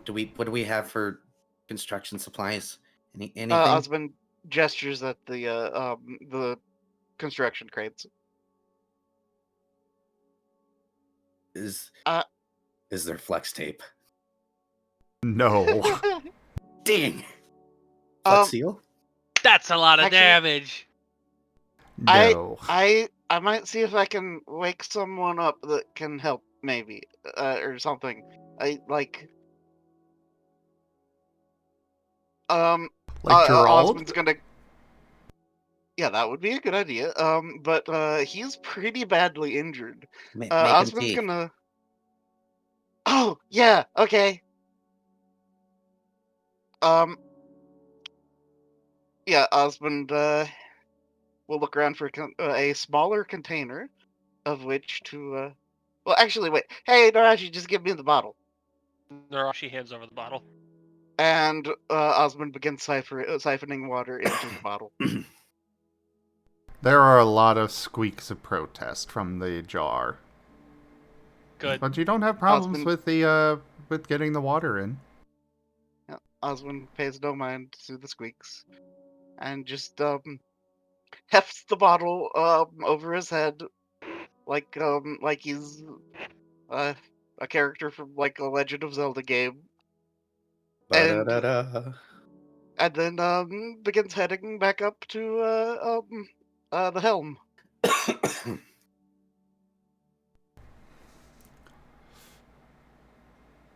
All right. Back on top of the balloon. Cobalt. What you doing up there? Okay, let's see.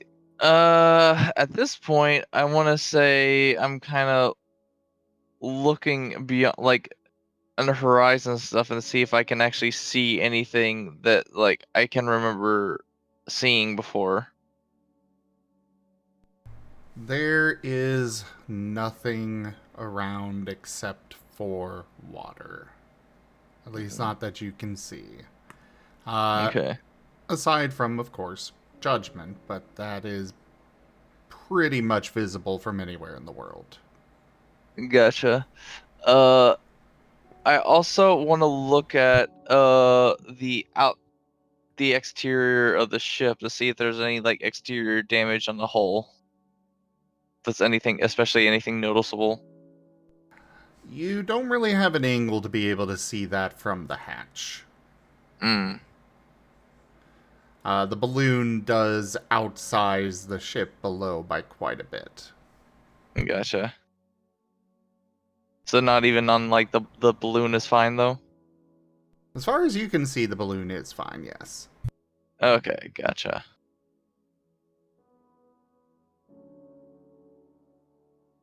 I think at this point, Cobalt then is, like, gonna go back down.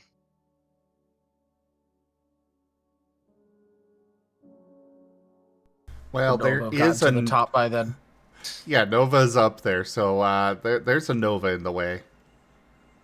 Oh yeah, that's right. Just imagining Nova finally like getting to the top, like after all of those all of those ladder rungs, and just kind of Panting like heavily.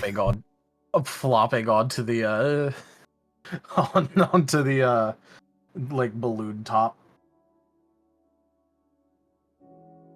Are you sure Important about question: that? What time of day is it? It looks to be about midday. All right.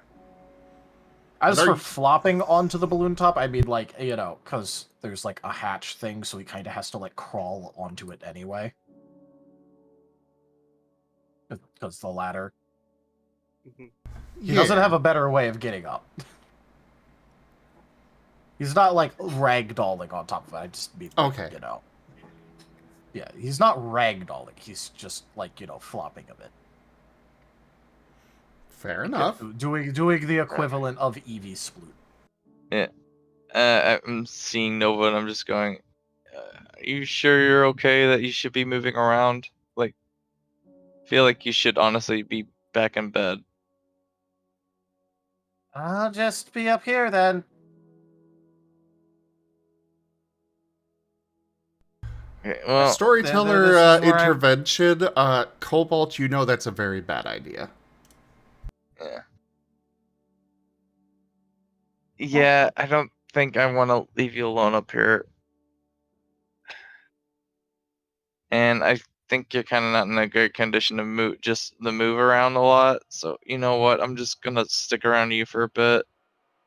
I was gonna look around a little bit and like just see the rope and just go, you could like tie the rope to me. It's a rope. Yeah, but that rope's attached to other things, and I don't think that's a good idea. The rope is just hanging on pegs. It's not actually attached. Yeah, I didn't think it was attached, but I was just like, maybe I misremembered. There are pegs Yeah, to attach the rope to, but it is not Okay. tied to the rope right Oh now. yeah, I misremember that too. Yeah.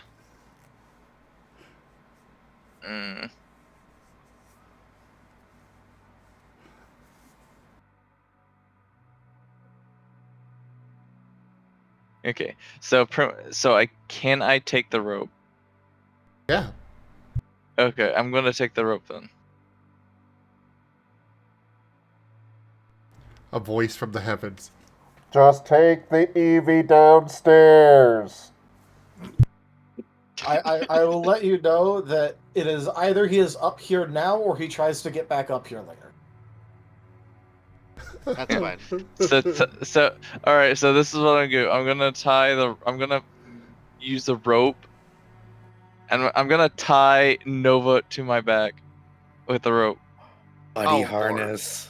Yeah, buddy harness. Buddy harness. Nova, There are you you go, Ido. resisting?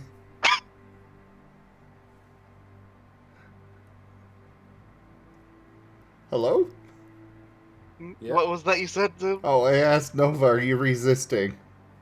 Oh, Stop resisting! well, I mean, he wouldn't resist, like, you know, the initial, because, like, he wanted to be, like, you know, like, tied to something, but not, like, Cobalt. So not until, like, Cobalt actually starts, like, fastening Nova to himself will he, like, push on Cobalt, like, a little bit. I'll just go ahead and roll his athletics right now. All right.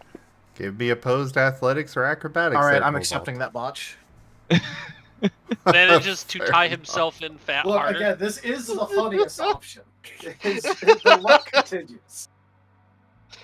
I just Well, imagine enjoy your Nova's- boost die.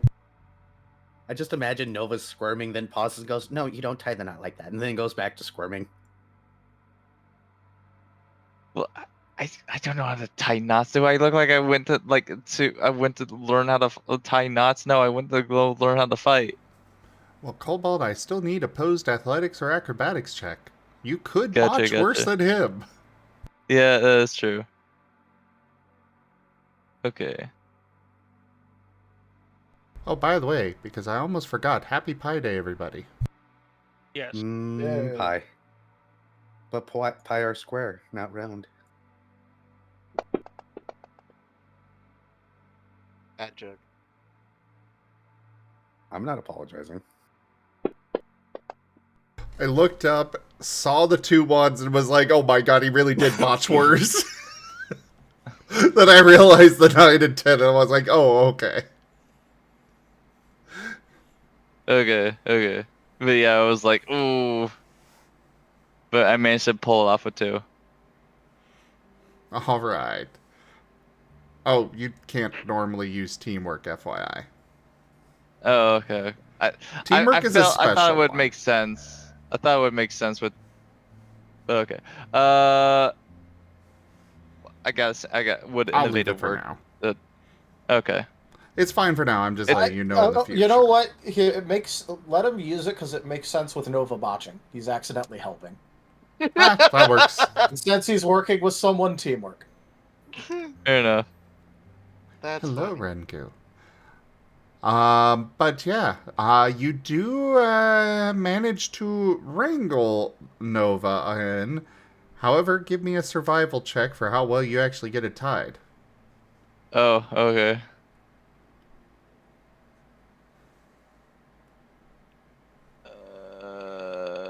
Okay.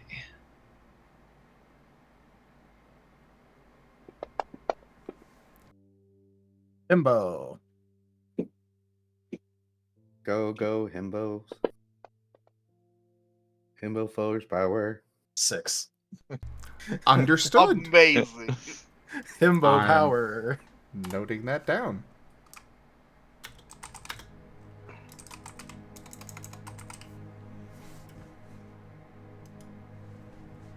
Oh my god. I like how I even called that it was going to be a himbo roll before it happened. So yeah, Nova is attached to your back now, Cobalt. Alright, just win. Yeah, just one. Okay. I look back at Nova, I'm like, okay, I'm just doing this so it's like we don't have any accidents, okay? No, I wanted to be up here. Hey, we can stay up here a little longer. But it's day. I wanted to be out here when it was night. Well, we can come back up here when it's night.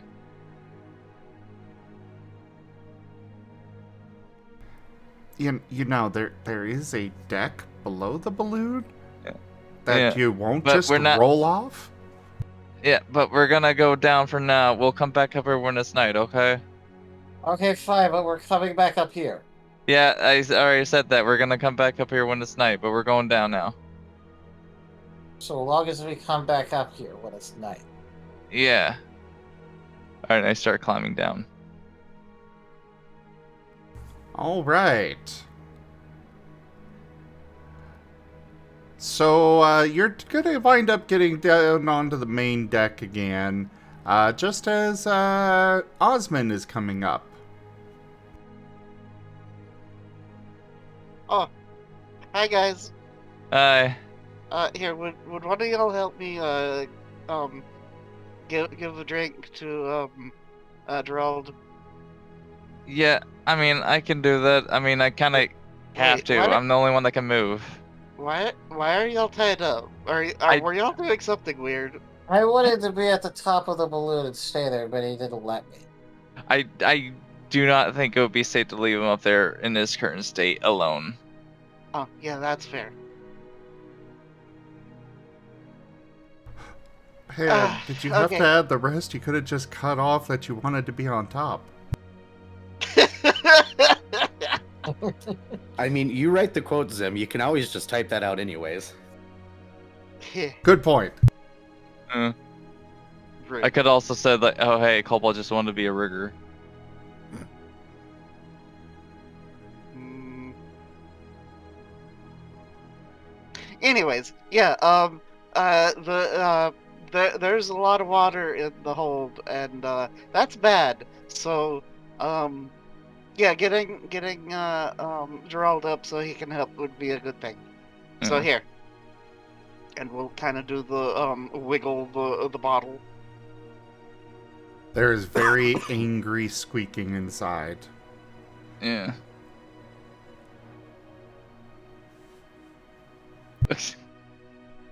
Oh my god, Gab.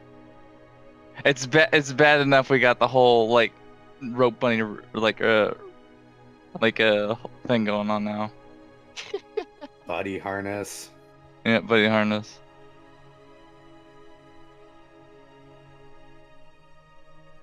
Well, giving the tea to how are you going to give the tea to Gerald? Okay.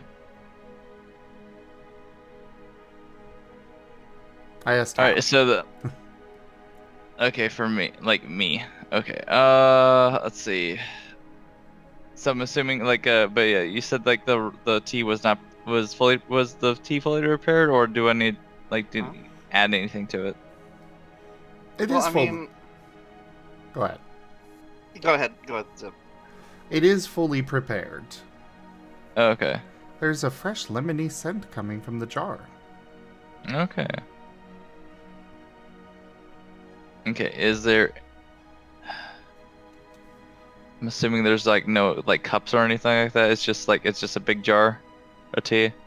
That's all you've been handed, but there is a kitchen bar area Alright, nearby. I'm going over there. And I'm gonna look for some cups. Maybe like I will point out that the floor of it is covered with broken glass. Oh. Gotcha. I'm assuming there's no like brooms or anything nearby, so I'm gonna do my best to avoid stepping on the broken glass. Give me an evasion check with +1 difficulty because you are carrying Nova. Fair enough. Okay.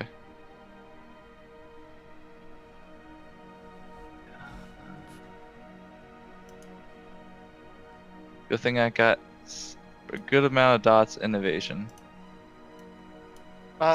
When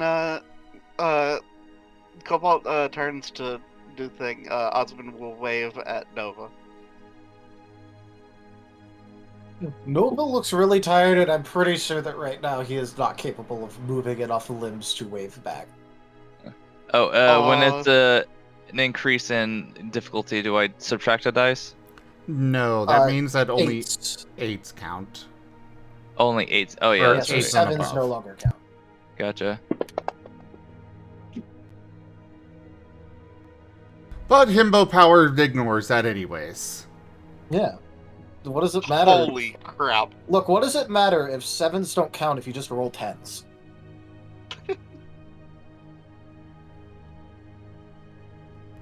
You are able to avoid the glass, bouncing around to the few empty spots on the floor there, avoiding the various tools and such as well scattered about, and you get to the cabinets.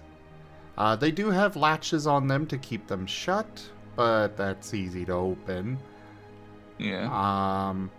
And inside you will find several very well-made glasses. Okay. Osmond will call out, "Be sure to latch it back when you're done." Okay. God. There are also plates and such in there as well. Okay. Also, is like is there any other cabinet for like cleaning supplies, like something I can probably find, like a broom and dustpan? Nothing big enough for that here. Okay, there goes that idea about the book class. Yeah, sorry, but those are down in the engine bay, which is flooded. Okay. I yell back at Osmond, like, careful when you're coming in here. There's a bunch of broken glass on the floor. Oh.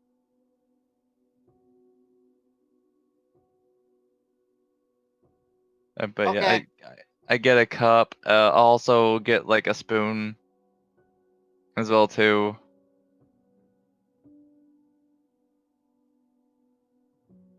I don't know if you want to start like I don't know, maybe like look for anything. Is there anything like some sugar or something like that? I don't know. He may be one of those people that like sugar of his tea or something.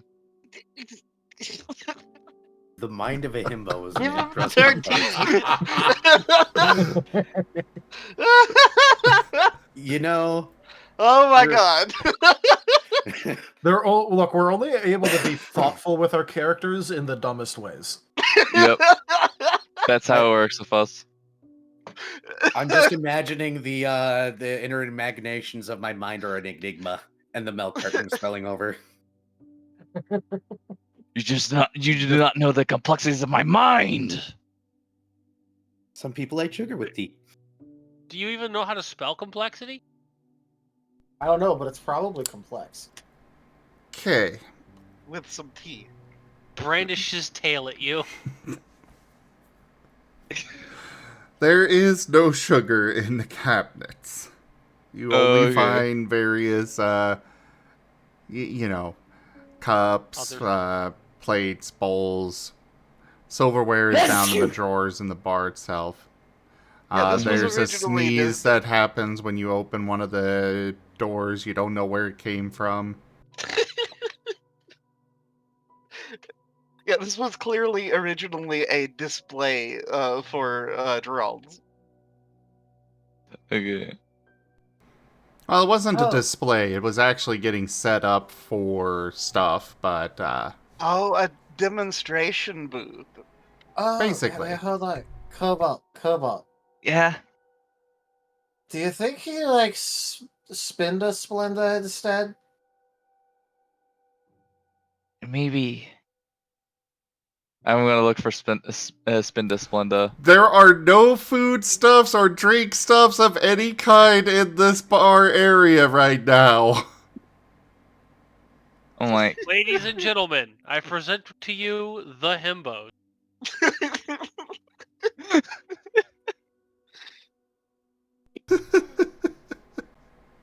I look back at Nova and I go, I can't find any. Just bring him the tea, please. Okay, I'm gonna go get him the tea now. Alright, and I start making my way back, and again, avoiding the broken glass as best I can.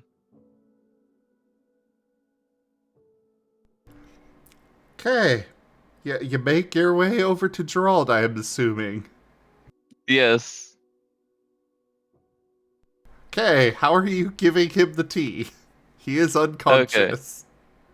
Oh, okay. Here, I'll help. And Osmond tries to push Gerald into a little bit more of a upward, half sitting position. This is very backwards, and it's amusing. Yeah. Cobalt's just going, I was gonna do that. This is very something, alright. Yeah. Okay, well, if you want to do that, then I'll do the tea, I guess, maybe, or Oh, something. I don't know. yeah. As he's trying to push Gerald's head up, and that's all pretty much because Yeah. it's small. Yeah, and I'm trying to. Cobalt will just try to put Gerald into a position where he's comfortable and can actually drink the tea while he's unconscious. Norton is just looking at you three in bewilderment. Hi, Norton. Is Nova in a position where he can see Norton? You get brief glimpses of him. All right. During one of the brief glimpses, he'll try wiggling it away to wave, but it's gonna be wildly unsuccessful because he is tired, and that was a lot of successes to tie him down. So he'll be attempting to wiggle and wave, but it will not work. Understood. Okay, so I gather Osmond is going to be climbing up on Gerald's chest and then tipping jar into his mouth. Once he's in a proper half sitting or full sitting position. It is definitely difficult, or definitely messy, but you are able to sprinkle the tea out. You hear a small thump inside the jar as the fairy inside slides down onto the lid. But before long, the jar is emptied. Gerald is looking healthier. The bandages have definitely already bled through, but he doesn't look quite as pale anymore.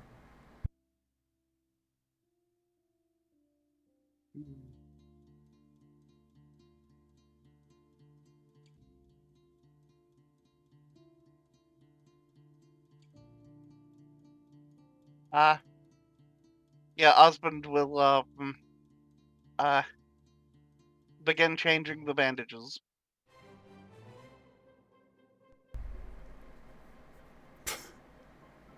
I switch to the ocean playlist I have, and the first song that it decides to play, almost like it was waiting for me to do so. A fool Oh. and his mind. Oh no. By the way, since this is a good opportunity, Ido wrote a song. What? Yeah, Oh, in your wow. chat. Yep. Oh, that. Broken glass is not a food, so don't you listen to some dude who says put cheese on broken glass and make a sandwich out of broken glass. I really love the part where he rhymed broken glass with broken glass. It's awkwardly fitting.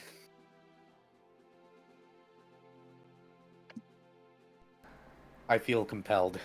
Go ahead and give me a medicine check, Osmond. Okay. Let me double check, make sure I've got the right numbers. 1, 2, 3. This time he's using instinct. He's going to be a little bit more gentle about it. So 1, 2, 3, 4, 5, 6, 7, 8.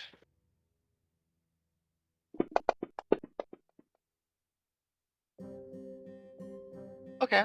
You see, this is what you get when you work with the Himbo Squad. Yeah. Okay. Himbo So squad 1, rules. Himbo squad 3, rules. 4, 5, 6, 7, 8. Look, if you start doing dumb and asinine stuff with us, it'll work. That's how it works with us. This is my party, everyone. Don't worry, we'll get dumber as the night goes on. Mm-hmm. Accurate. I'm on my third cup of coffee, so probably. So, I should make some coffee. you are able to get the bandages swapped out very well and easily. Though, I figure I'll include a natural gift poultice. okay.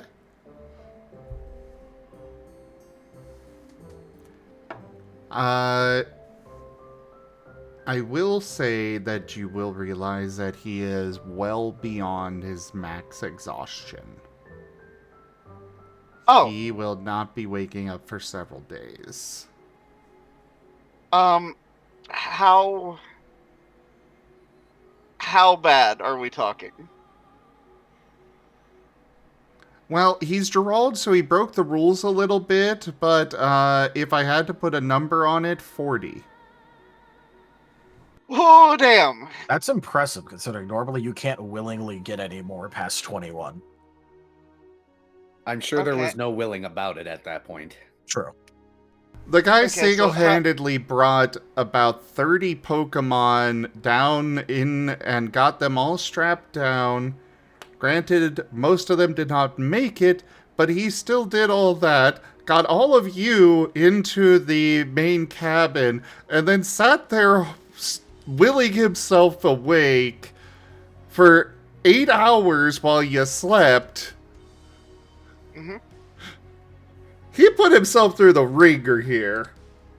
So, what is the calculation for maximum exhaustion? Is it a static number or Static 21. Well, 20, Okay. but once you bypass that, that is when you can no longer willingly get any more once you surpass 20. Okay. At that point, you also start taking like a -9 to everything. Yeah. Yeah. Nova's at a calm -7 right now. Well, in that case, Osmond is currently sitting at 1 exhaustion. So, I think that Osmond is going to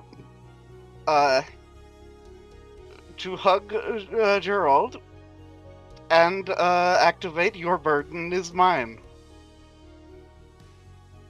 And take 20 points of exhaustion.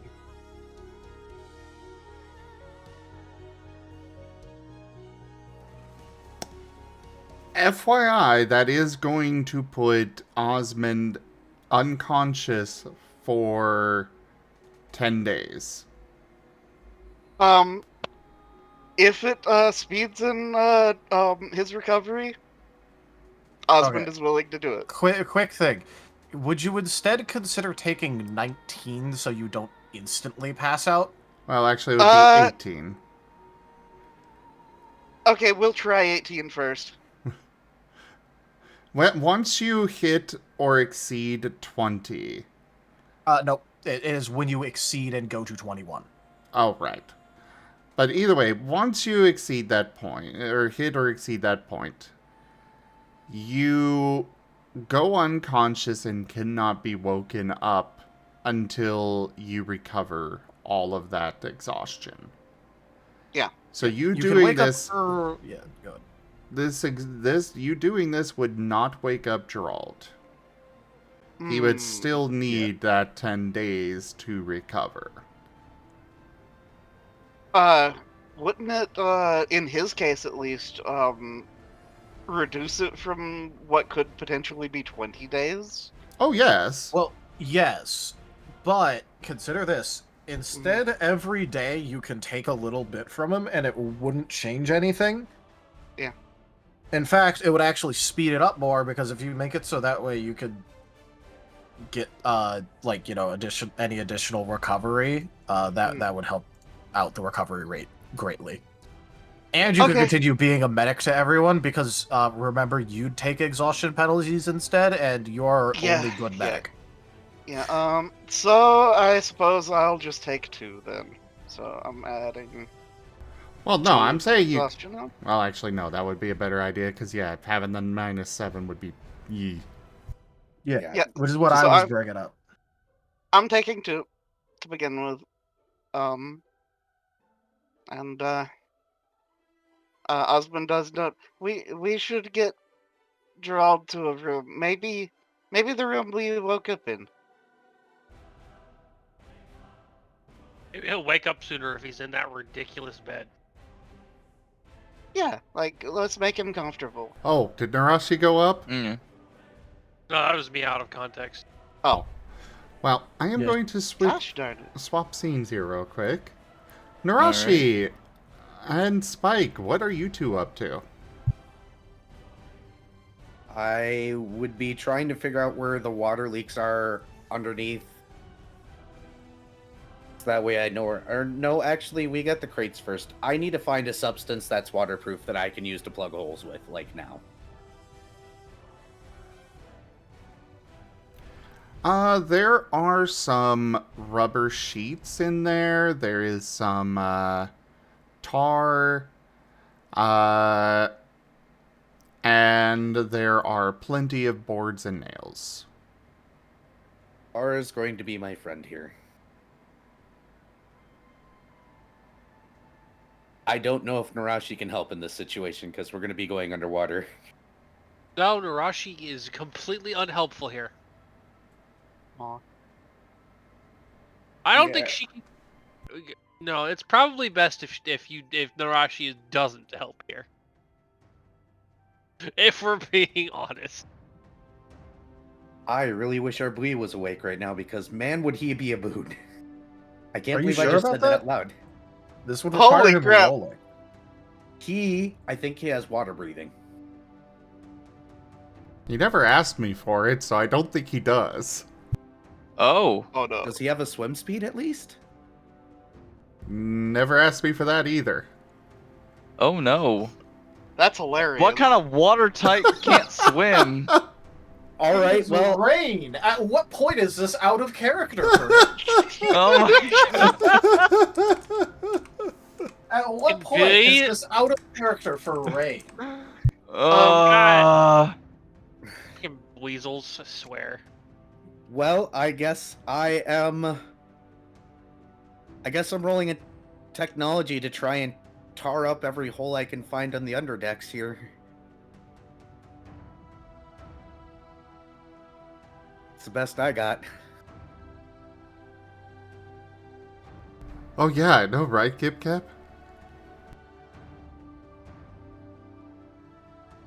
Can I get a teamwork from you at least, Nerashi? Yes, you get 2 teamworks. Nerashi just stays on the deck above and holds the stuff and brings it over for you. Basically. You just stick your paw up and Nerashi hears a bubbled wrench. Suture. I think I Scalpel. want to get rid of that one. I'll go ahead and boost that one because I can.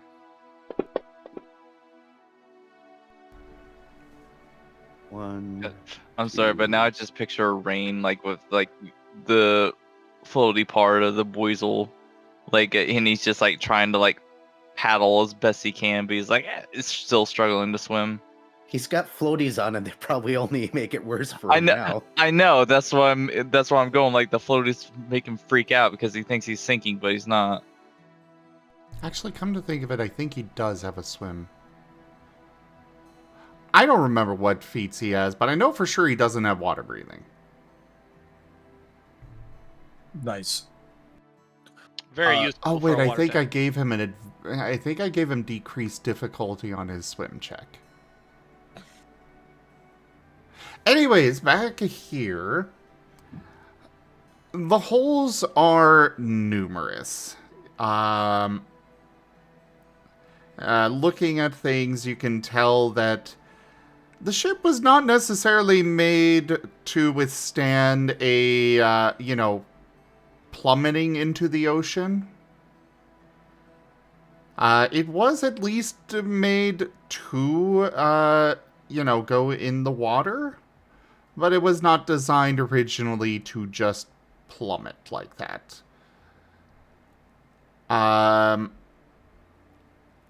That said, you are able to get the holes patched up. It does take you several hours to do so. Some of the holes are larger, requiring those rubber sheets, as well as the planks being nailed in. Others, you just need to use the tar to seal things back up. But otherwise, you're fairly certain that you do, at the end of it, get everything patched up. Go ahead and give me another technology roll as you are going down in the engine bay.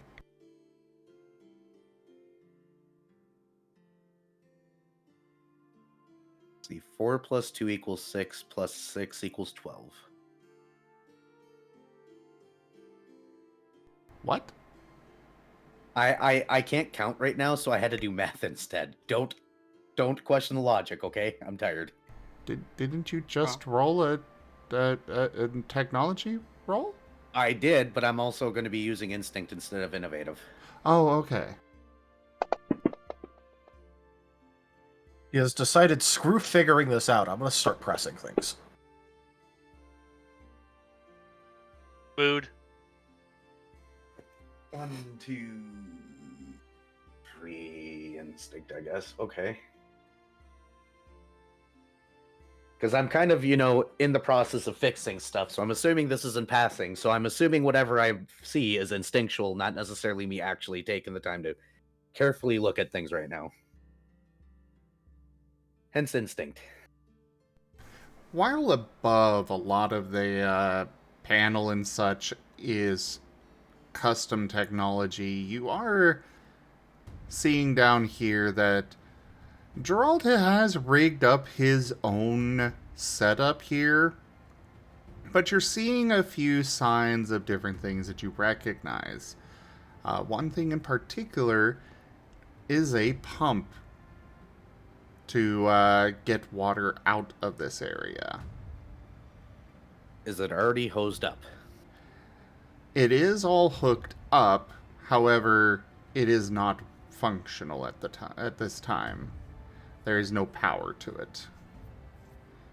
But again, you do not see anything electrical down. You don't see much electrical down here at all. Drag myself up to Nerashi's level. Everything's patched. Wet dog. We need to find the electronics. If we can get power, there's a pump down there.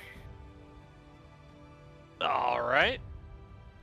By the time you finish, there is about 3 feet of water in the hold. About 3 feet down there. I think we're okay for now. No, I'm meaning in the area where Nerashi's at. Oh, That's a lot of water. Yes. I went as fast as I could. I'm sorry. At Like least I said- Nerashi is able to keep her head above it. Yeah. Like I said, it was leaking in, and it was several hours that he had to spend doing that. There were a lot of holes. That's fair. so I would like to know that I might have an idea for a way to help potentially a little bit. Sure, maybe. I was going to go back over to you guys to see what you're doing while they're spending those hours. Okay, because yeah, next thing that Osmond was gonna do was look around at the various other incapacitated individuals and see if any are closer to recovery that could potentially help with things. Give me 3 medicine rolls. Okay.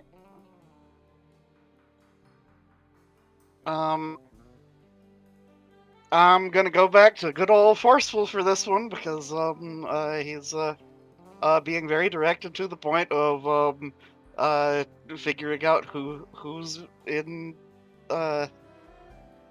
closer to being in the clear. So 1, 2, 3, 4, 5. I've got homework 6, for 7, chat. 8. I want somebody to find a sound effect that resembles what you think the sound of a bone being slapped back into a body sounds like. Oh dear lord, that's not a great roll. Yeah, that's a botch right now. Mm-hmm. We do have a party reroll, just to put it on the table. I don't Do- want Osmond getting more exhaustion, so yeah. Okay, so I have y'all's permission then. Yeah, I'm good with it. Okay. No. I'll You're not party. yeah, you're not party. Osmond, Okay. we're kind of relying on Osmond to recovery max Gerald, so he gets the VIP the card treatment. Okay, Yep. okay, so that's significantly better. 1, 2, 3, 4. Okay. 4 forceful. And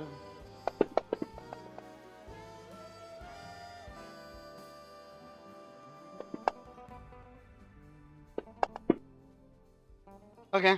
1, 2, 3, 4,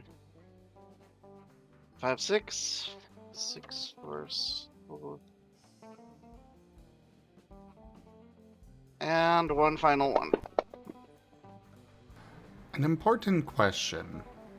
Hmm? Are you being thorough with going through everyone? Well, trying to be quick about it, but yes. In other words, would you take an hour to go through everybody? Yeah, that sounds reasonable. Okay. Okay, let's see. 1, 2, 3, 4, 5, 6, 7, 8, 9, 8. 4, 6, 8. Nice. Yep. Like I said, you're our one good medic, Osmond. Yeah.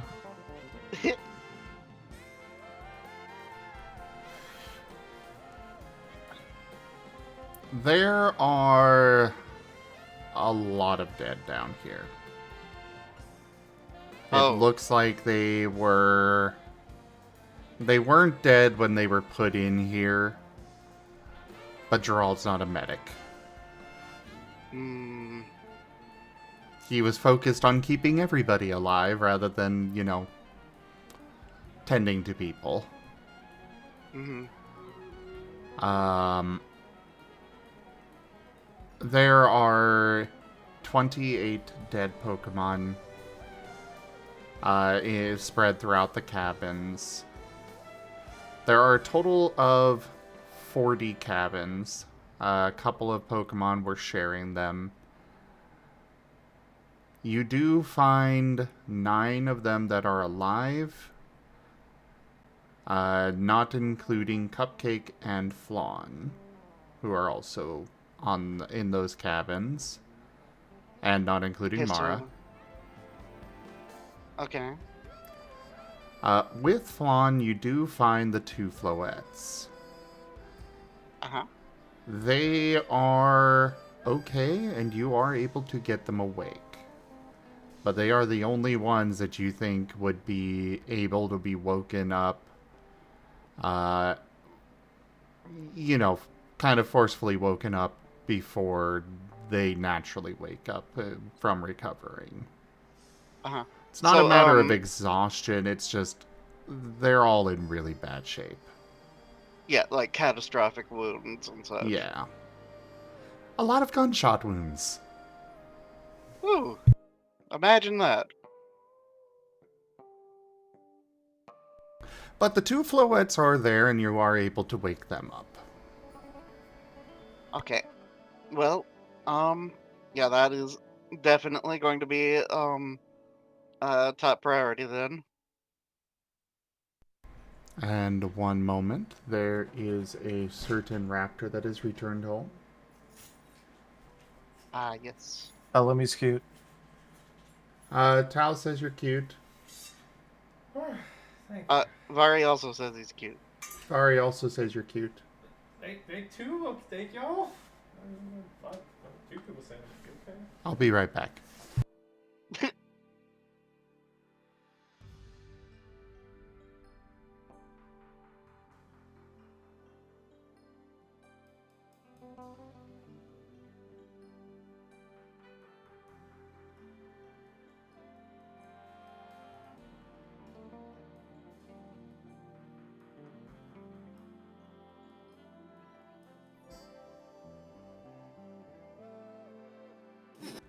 Something Rex is a good boy.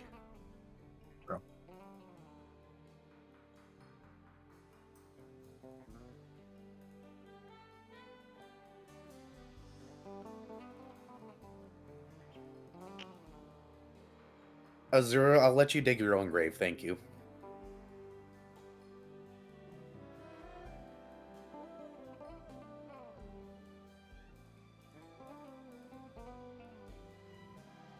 I like how Gibgab has even came up with a ship name.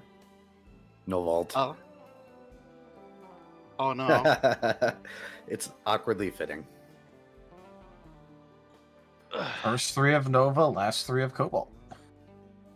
Well, it's very close to pole vault, except no vault. Because Nova's not vaulting right now. Well, there's that, and also they're absolutely not vaulting over any bar of intelligence. I am That back. too. Welcome back. Alright, so yeah. You can get the floettes awake, and yeah, the others, it is much better to let them rest. Okay.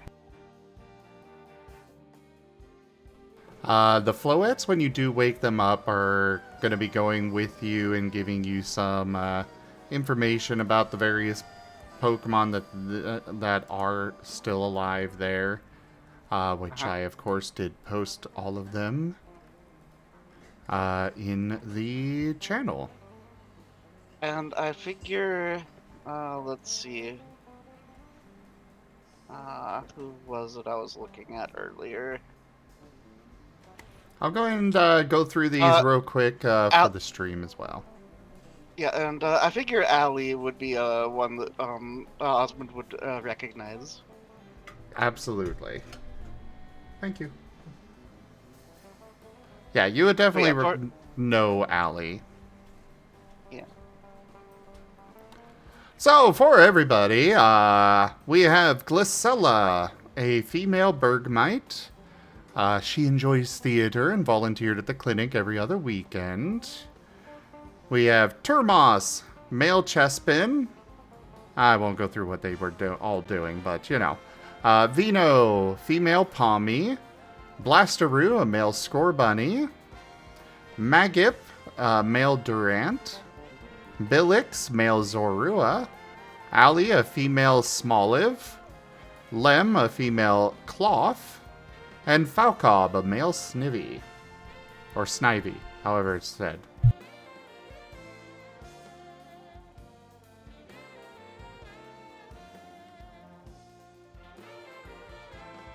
But yeah. And yeah, I was hoping that I could get the Durant up, but he probably yeah, could use the rest. So The Durant does seem to be the least seriously injured of them. haha, sturdy. Yeah. He for him, it seems that he'll probably be awake on the morrow, if you had to take a guess. Nice. Well, after the hour is done, though, next on the priority list is getting as much of the supplies up to this level as can be brought. Are you going to recruit the Cobalt for this? Yes. Yes, please. Please come help me. Alright. Alright. All right. By the way, do I see the people that were described, by the way? When they come to help Osmond. Yeah, if you're going around with Osmond helping him, yeah, you would be able to see them all. Okay, I kind of pause a little bit, and then like when I see the score bunny, and I go, oh, Huh? I know this person. Is that a good thing or a bad thing? I mean, it's a good thing. I mean, we fought a lot, but like, I mean, I'm glad he made it out. Yeah. But yeah, I just didn't expect to see him in this condition. Yeah. For him in particular, most of his left ear is missing. He's got bandages across his chest. One of his paws is very mangled. He is going to take a bit longer to heal than the others. Kind of like Cobalt, he's not one to stand down from a fight. Ah. Yeah. He probably stood his ground. I mean, that's kind of expected from everyone from Arla4. Oh, he's from Arla4. Okay. Yeah, I mean, that's where I'm from too, remember?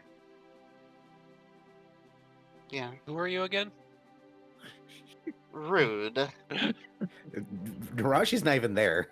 No, but I'm that is something she would be tempted to say.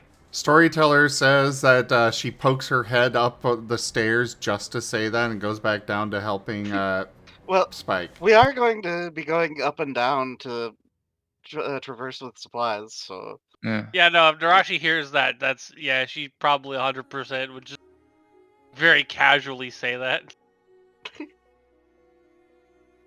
Paw sticks up from the water ground, makes grabby hands. A bubble comes up. Wrench. Anyway, I go back to I look back at Osmond. I go, okay, but anyway, we need to focus on what we need to do. Yeah, we need to get all the medical supplies so they don't get wet. Yep. So yeah, I'm gonna help out with that. Oh, hey, Cobalt. Yeah. If you put things on your back on top of me, I think I can keep them kind of still here with my body. If you want to carry more things. Nova, you should rest. We need you in better shape faster. So, actually, you should go find a bed.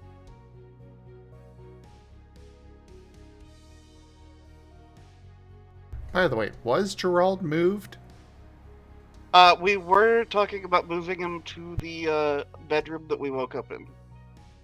I don't think we have actually moved him yet, though. Yeah. It is a case of Osmond cannot do that by himself, so it is. So you need the help of other communal. people. So you're gonna have to ask people to do that because Nerashi wasn't there for that discussion. Yep. So. Yeah. So once Nerashi is in earshot, hey Nerashi, would you be willing to help me drag a body that's Who did you kill? Dragon body. Okay, that's made a quote. I was about to Yeah. Just immediately from Nerashi, who did you kill? no, Are they no, small enough for me to eat?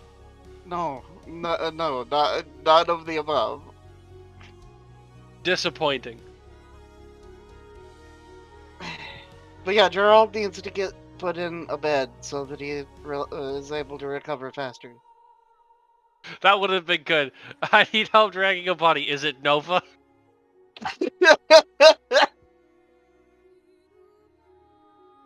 Speaking of Nova, he's just he has gone silent. He's not allowed to be quiet. Poke him with a stick. He's But probably yeah, falling asleep. Nova, you need Also that, yeah. you need to recover, and I know that you want to help, but you getting better faster will help.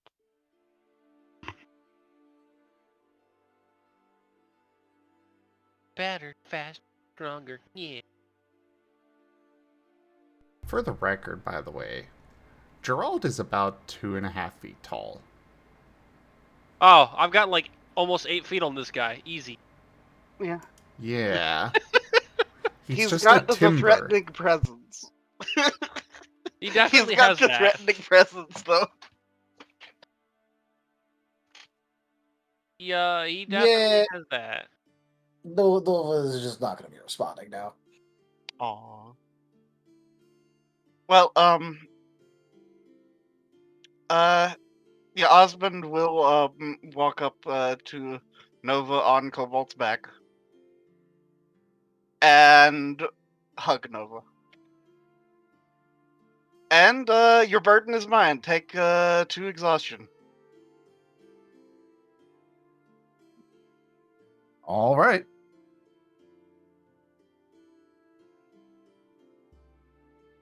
Oh my god, Ido! Yes. Did he do Yes. it? Did he draw what I think he drew? Oh no. Buddy harness. Not quite accurate, but I still love it. The funny me thing see is, he here. sent me a Google search of buddy harness, and Yeah. this is what showed up. I see that. Buddy harness. We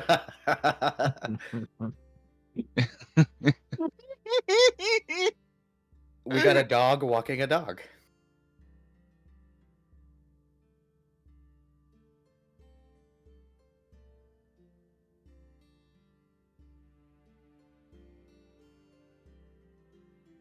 Well, I've subtracted the 2 exhaustion.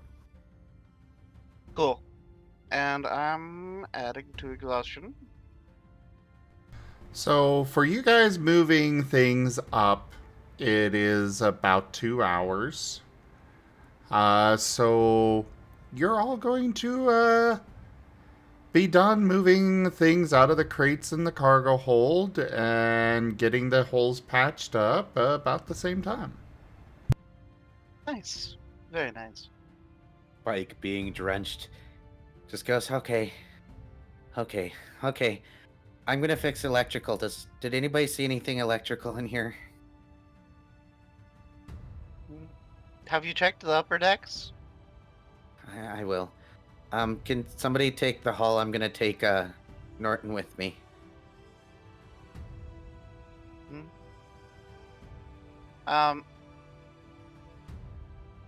You're doing medic things. Cobalt, Nerashi, either of you capable of holding the wheel for a bit?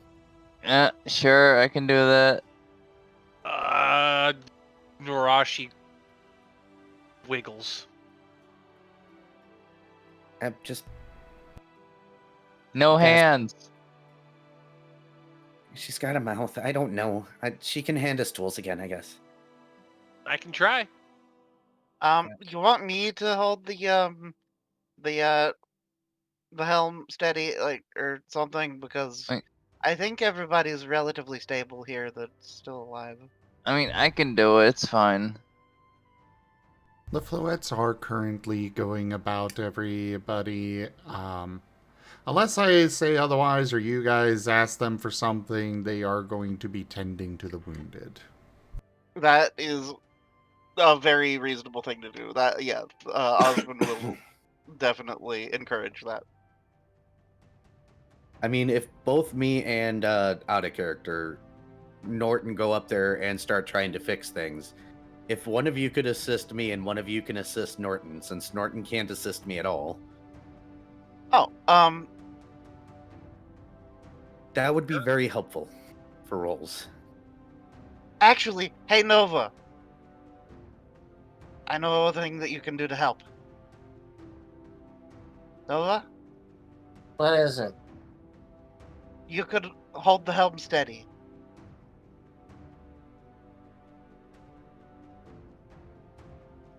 Because if it goes all crazy, then the ship will start rocking and stuff. And that's bad. Me imagining Cobalt just standing there back towards the controls, that way Nova can hold the helm. So, do I just hold something? Yeah, the big wheel. You just hold it steady so that it doesn't rock the boat.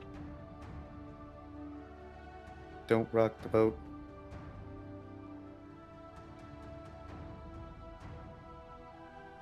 Of course, how did you two get roped together like this? Can you even get loose? I wanted him to Ah. tie me to the top of the balloon, but then he tied me to himself and then took me down.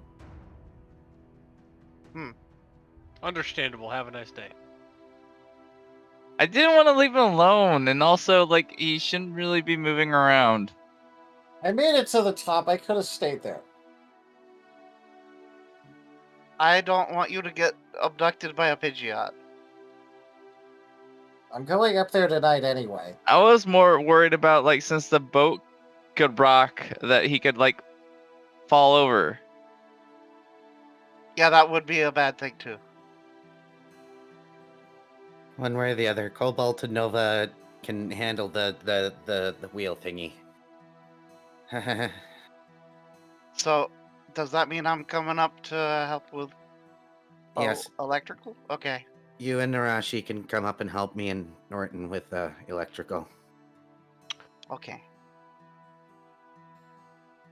Huzzah. Let's get that done. By the way, I like how this is the task where effectively there is nothing to be done except get lucky as being assigned to the himbos. Don't Yeah. teach my hamster to suck eggs!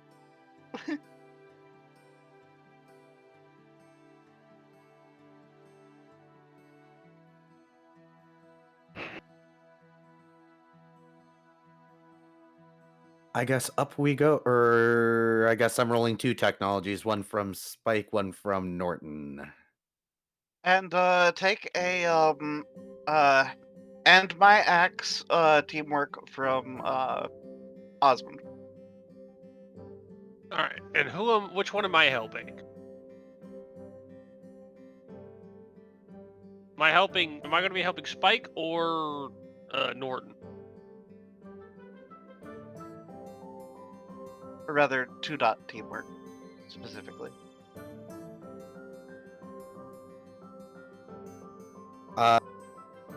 Let's have you helping me because Norton's technology is lower. So if we're doing an and my axe, we'll pair Varien. Oh, with you'll do Norton. just you'll do an all-in and then Norton doing a separate.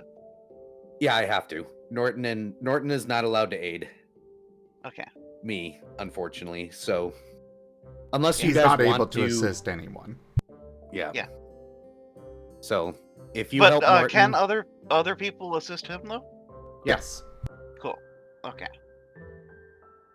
so I'll roll Norton's first here. And then you're giving him two, Vari? Yes.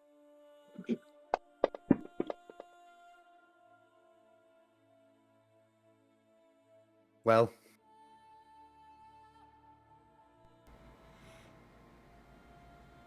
Does he have his own boost dice? I forget.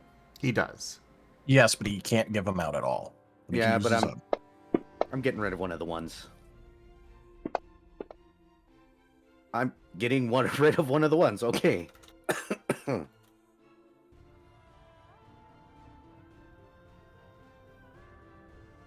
That was a pretty nice Rube Goldberg machine. Yeah. Hold on. The boost dice roll things got changed, right? It's how many we have based on our primary or something? Yeah, primary divided by 3. Yep. Okay, so I have that many. So here, I will boost dice your one again, Spike. Here we go again. Yeah, no, but mine's better. Yeah. Yeah. So let's see. 4, 5, 6, 7, 8. Okay, I guess Norton's getting Good 8 lord. logic now. I would Good like. lord. I would just like to say, fucking teamwork. Teamwork makes the So dream good. work. It's so good. Look, there is a reason that I think this is probably one of me and Zim's favorite parts of the system. And I'll get... A robust teamwork system. Yes. How many do I have left? I wanted to First- encourage people to work together instead of, one person being the only one. The skill monkey. Yeah. Yeah. Or like everyone just coordinating with whatever skill monkey they are. Because in most systems, being the second best at something only matters if the best at it is injured. Yeah. Oh, Like right. it's really aggressive in like Starfinder and stuff. Yeah. Yeah. And here, if you have 2 people going on the same skill, you're just like, cool, we could like power team it. Let's go. To note, you can assist even if you've got a max exhaustion. Yeah. Nova, Yes. if he was able to do things, could assist. Mostly, Nova actually has 1 in navigation, so if Cobalt's taking the wheel, I'm planning on having Nova just give random advice for stuff, because navigation is how you use transportation. Yeah, and there is this really, really big landmark that you can use as a gauge of reference. All right, I forgot Spike has a dot in navigation. I could have done that a lot easier earlier. But I guess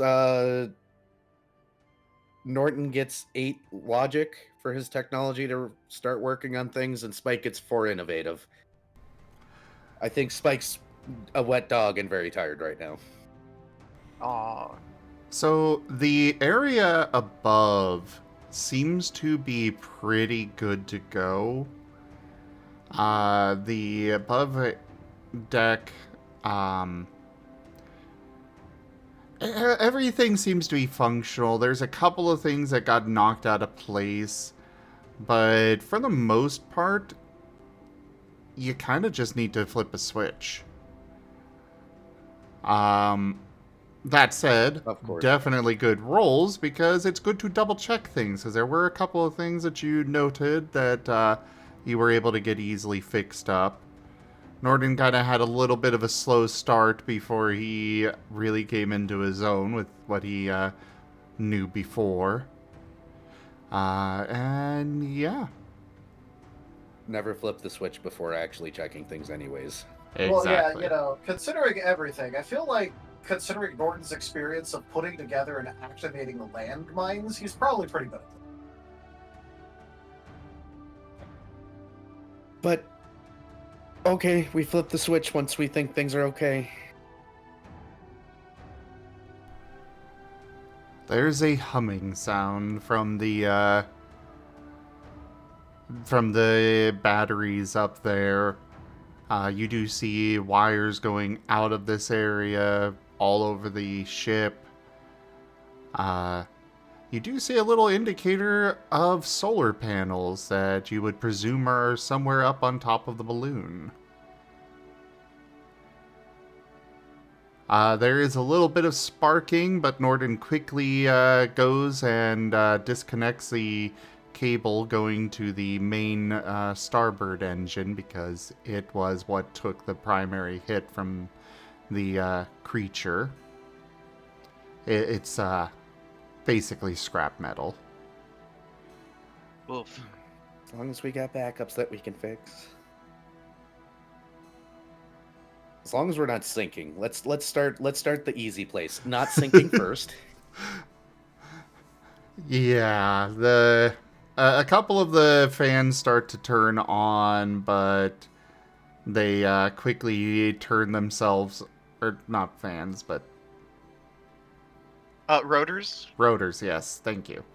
But they turn themselves off when another alarm kind of springs up of water on the ship, and then you hear other sparking going out, and very loud sounds down at the bottom of the ship. And that should be the pumps.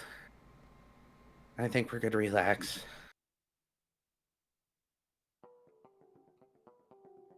Norton does go down there to double check, and yes, the pumps are working. Everything seems to be functional. Spike's gonna make his way to the navigation room. There's couches down there, he's just going to flop on one. The TVs turn on. You see a movie playing.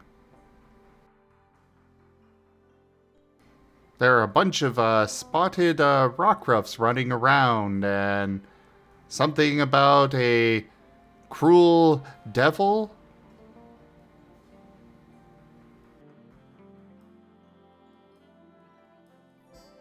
Too lazy to look for a remote to shut whatever this nonsense is off.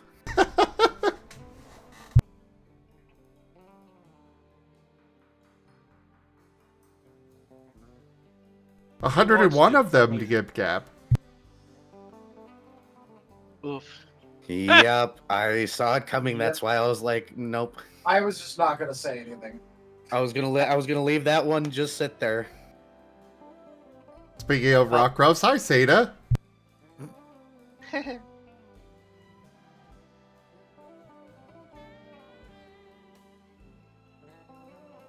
But yes, you all have time to breathe, as you are just adrift on the ocean.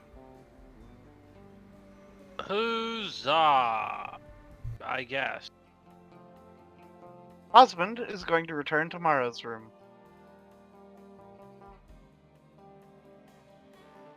And kind of just be flopped across the edge of the bed.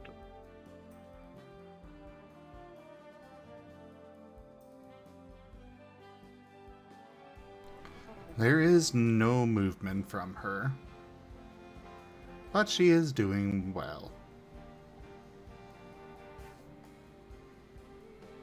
Hey, Nerashi. Yep. Want to move Droll to a bed?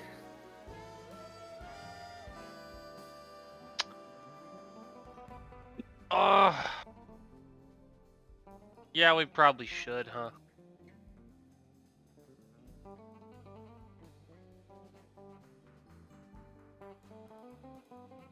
I mean, you can leave your hero just sitting there, you know, in a pool of his own blood. That is an option. This is true. Do it, Nerashi. No. If it was Nova, yes. But no. Nerashi will can help move him onto the.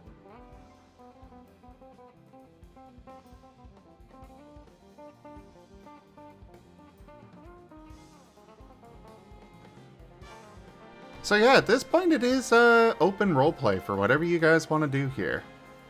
Alright. Yeah, Nova will just be waiting until it's getting like evening. Spike wants a nap. He's probably going to take a nap on the couch. Norton might get stolen for nap time. It is a very comfortable couch.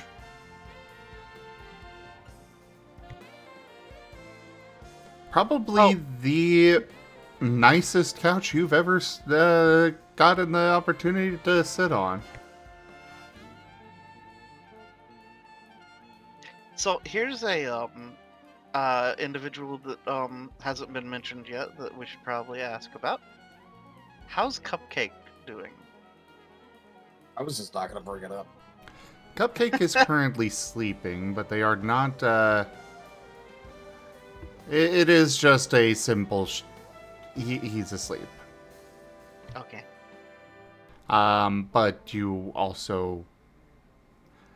I didn't bring them up because, well, not exactly. From what you know, they're not exactly capable in a lot of areas.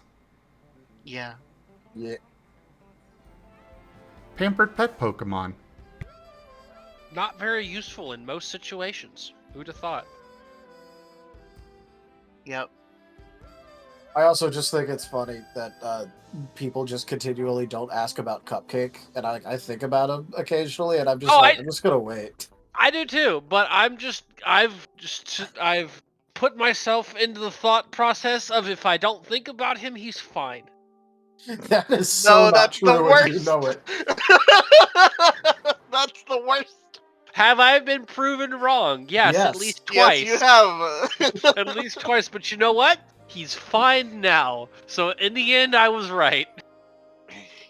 I like how you asked, have I been proven wrong? Me and Vari simultaneously go yes, and then half a second you go at least twice, but... Look, Spike's been busy. He hasn't had time to think. Okay. Nerashi's been too busy hoping for Nova to die. And then he did die, and then she got told, "Oh, we're bringing him back." And then you had to be nice to him.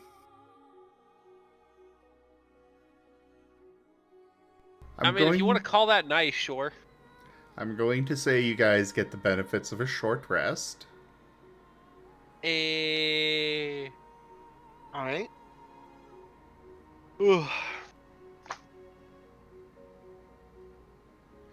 It is getting on into the evening a bit.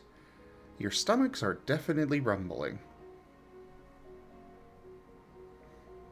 Yeah, so it is time to go clean up the kitchen and begin trying to make some food. At this point, the engine bay has been fully drained, and things do seem to be stabilizing. Spike, you would have seen various janitorial supplies down there in the engine bay. Spike's not leaving the comfort of the couch. So if asked, he will point down and be like, bottom level.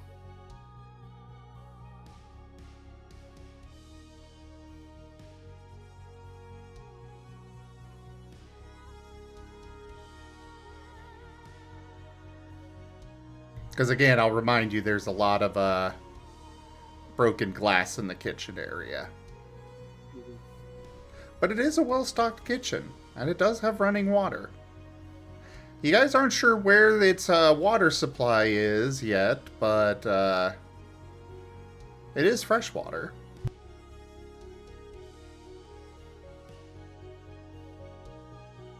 So, question. Could I take, 5 minutes or so? Yeah, go for it. 5-minute break. Yeah, I think it'd be a good idea. Yeah. Everybody stand and stretch. Okay. So, I'll be right back. Verb then. Hello there, Eric. Raijin? Mwah.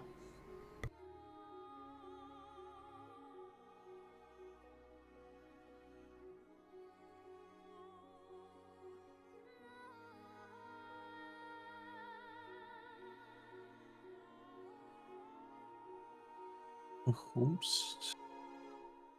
Oh, I guess Vari really needed to take care of something. Yeah. I guess he did. Well, hopefully he's back.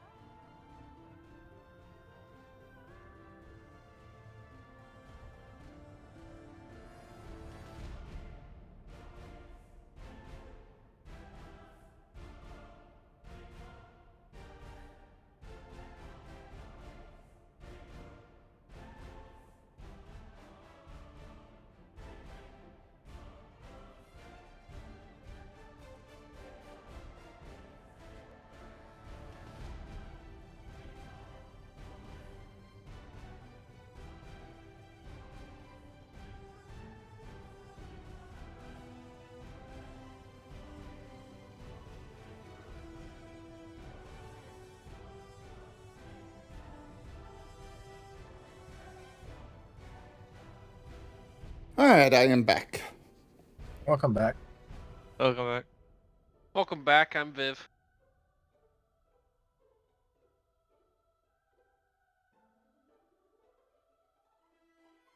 I'm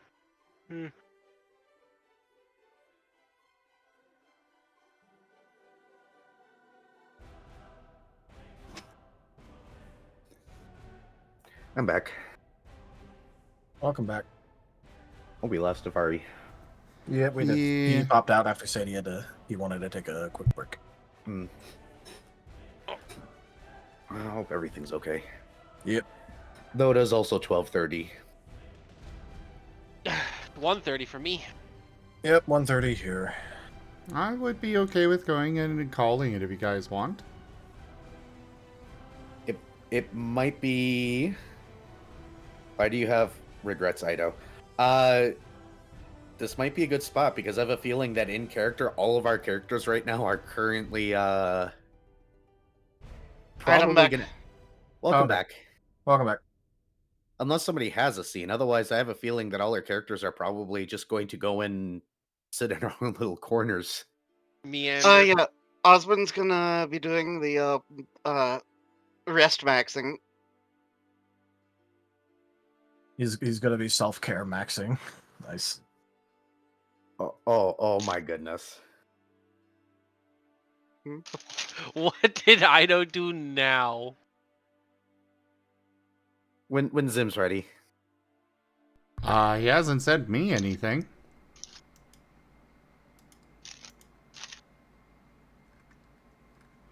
Oh, there it is. Oh my god.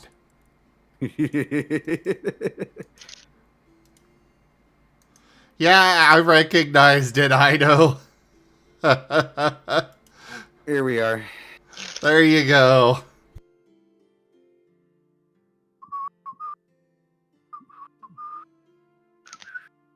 Oh, wow. Hey, Octo, you see that? Sorry. What am I seeing? On It's the stream. it's Cobalt and Nova with the Titanic. Oh, Oh. I'm seeing it now. Yeah. Hi, Fetch. Hi, Fetch. I know you're feeding Gibgab so much. I think Ido's mean- feeding himself. I know. I'm just pointing out because the number one fan of Gibgab over there. I mean, we were starving Gib Gab for a little while, so I guess we got to give him something. Yeah. Yeah. Nova's not going to do anything until it starts getting near to sunset, so. Spike wants to be one with the couch. Well, I'd like to get through this first day at least. So, yeah, like I said, you guys are starting to get hungry. You got your short rest in. Or when I say hungry, I suppose I should say ravenous. Yeah. Considering, it's been it's been over 24 hours since your last meal. Yeah. Fair. There's plenty of people for me to eat. There are a lot of dead bodies. Oh, Lord. But no, in all seriousness, there is a kitchen. There's probably like some sort of ration there. Oh, it Yeah. was mentioned that one of the crates had food supplies in it. Oh, cool. Actually, several of them. But Cool, they're all Narashi's- ingredients to cook with. Well, Nerashi's gonna go so bother it is Osmond to cook. cooking time. Yep, somebody needs to Once- clean the kitchen, though. Yeah. Yeah. You're a little Narashi's too close willing to the to help. mic there, Octo. Oh, sorry. Just suddenly very loud. Sorry. No worries. So yeah, who's can't gonna stop clean me, the Ido. kitchen? Who's gonna go cook? Not it. I think Narashi's probably going to be the one stuck on cleaning duty. With no arms? Yeah, just wrap your tail around a broom, and I'm gonna wrap my tail around your fucking neck. Nerashi would be better help with cooking. Spike groans and rolls over. Fine. She's got a perfectly good knife on the edge of her ass. Okay, she can cut things. Give me 10 minutes, I'll have the kitchen clean, but for the love of goodness, I am not getting off the couch afterwards for the rest of the night. Okay, I'll Okay. make you something special for it. Like, what's your favorite dessert? Spike blinks like he forgot that dessert exists. None shall see me. Though my battle cry may give me away. Oh no. I mean, I don't know if there's any sweets like in the ingredients, but if there are, Green tea ice cream? ooh, I'll see what I can do.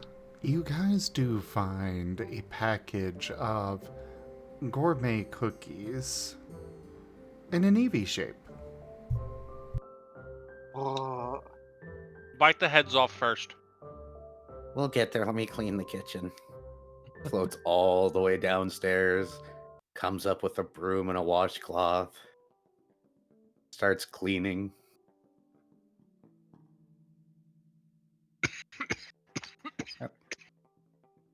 This feels really wrong. I'm sitting here cleaning a kitchen and I've got an egg in me. I feel like I just need to put on an apron at this point. There's that apron hanging on the side of the fridge. Nerashi's going to point at it with her tail.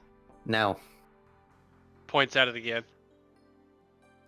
I'm not getting paid for this. hey, no, I'm the one that's going to be wearing the apron. Does that apron even fit you? Probably not.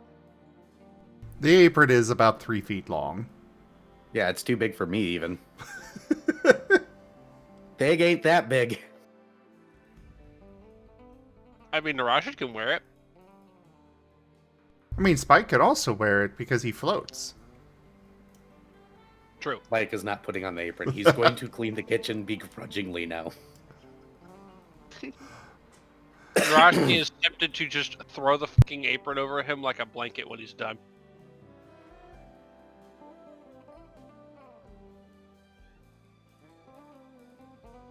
There is... Passes through him. I'm The- debating the- it. I haven't done it yet. The broken glass isn't too difficult to get cleaned up. You do also move a lot of the tools out of that area, and the spare and the extra cabinet panels that had not been put up yet. Yeah, it's not long before it's all good to go. Though I will remind you guys that the stove has not been installed yet. Oh no. But there is a microwave. Chef Mikey. Oh boy! The microwave is in one of the it's in one of the cabinets. Cobalt found Nerashi it. is frowning at the microwave. Time to get yelled at by a ghost! Chef Mikey. Just saying, you do this, and yell at would be the least of what he does. Uh-huh, it's fine. Okay, just don't talk to him so he doesn't know it's happening. You want me to just do this all by myself? Okay. I'll assist you. My man's I about to have appreciate an ethereal spidey sense the moment he hears a microwave hum. I sense food crimes! Yep. Fucking We'll worry Kool-Aid about man's out of installing Osmund's the... chest. Yeah, we'll worry about installing the oven tomorrow. But right now, there's... Norton's going to sigh and float over and get to work on installing the stove. Thanks, Norton. My pillow. But I'm gonna go ahead and start cooking. Nerashi, you, let's see. I can help Norton, I can help you. Yeah, I'm gonna need some help. Yeah. Alright. So these packages, yeah, they need to be cut open. Those vegetables probably need to get rehydrated. Those need to get diced. And Cuddy, let's go. and then I guess I'll start like preparing oh, this is gonna be awful, making like soup in a microwave.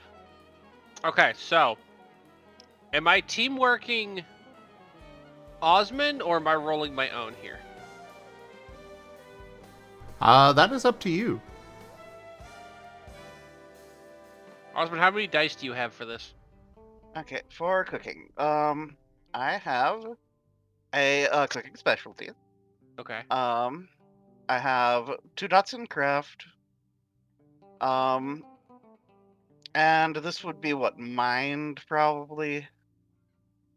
Probably. So- For this type of cooking, definitely. Yeah, so this is not gonna be great. It's gonna be 1, 2, 3, 4, 5, 6, 7. Well, you've got one more than me.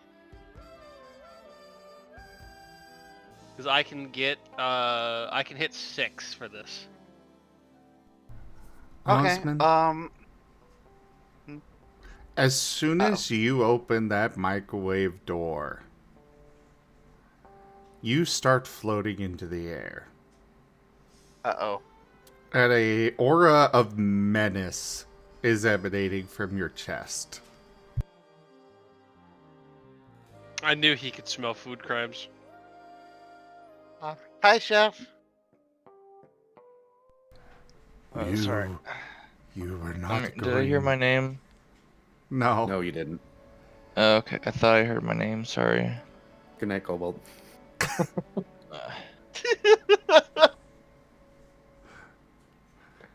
You were not about to cook something in that device, were you?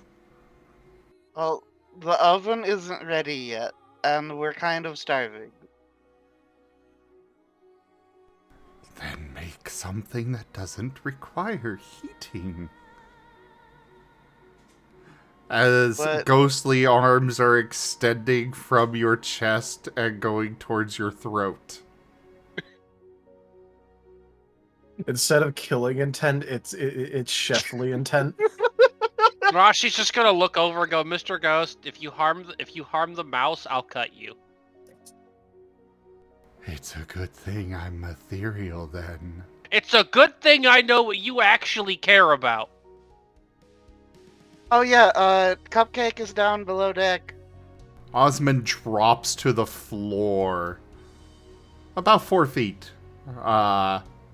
And the ghostly hands withdraw.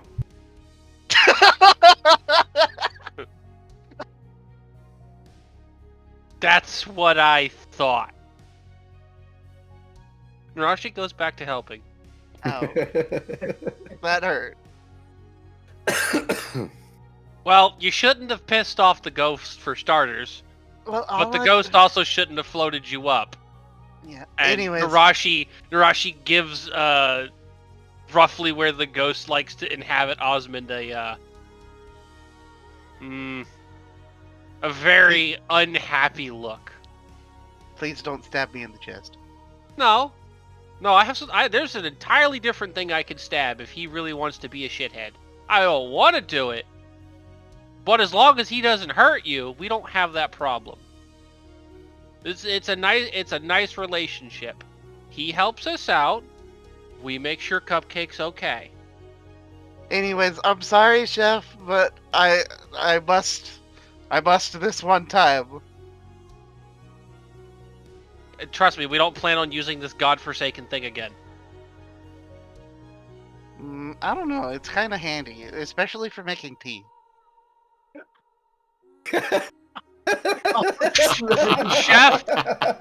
Chef, you can strangle him a little bit.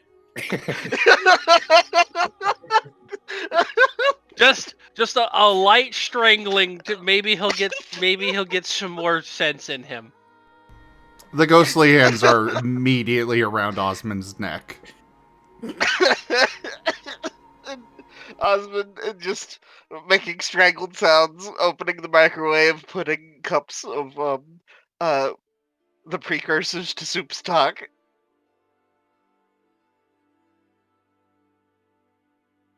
This is okay. I'll survive. Fucking give gab.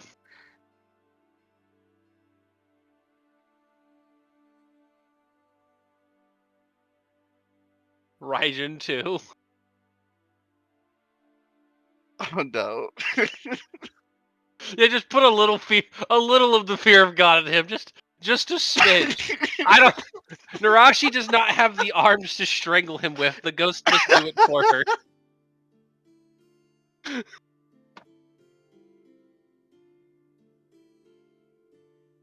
And as per usual, Wild Tradition spawns more quotes in the matter of 4 hours than most games do in a week. Yes! It's because we're actually funny. Rude. I mean, it also helps that our entire team dynamic is the maximizing humor.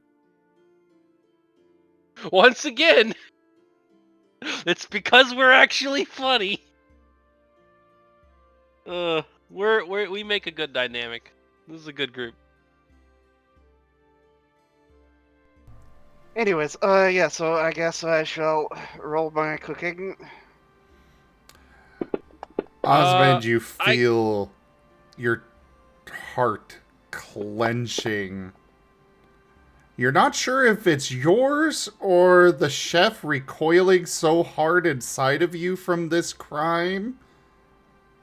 Oh. That's fine. Nerashi is not helping with the microwave. Yep. So I guess I'm going to do my own thing. I was about to say, I don't think the chef is helping with Chef Mikey. No, this is the Okay.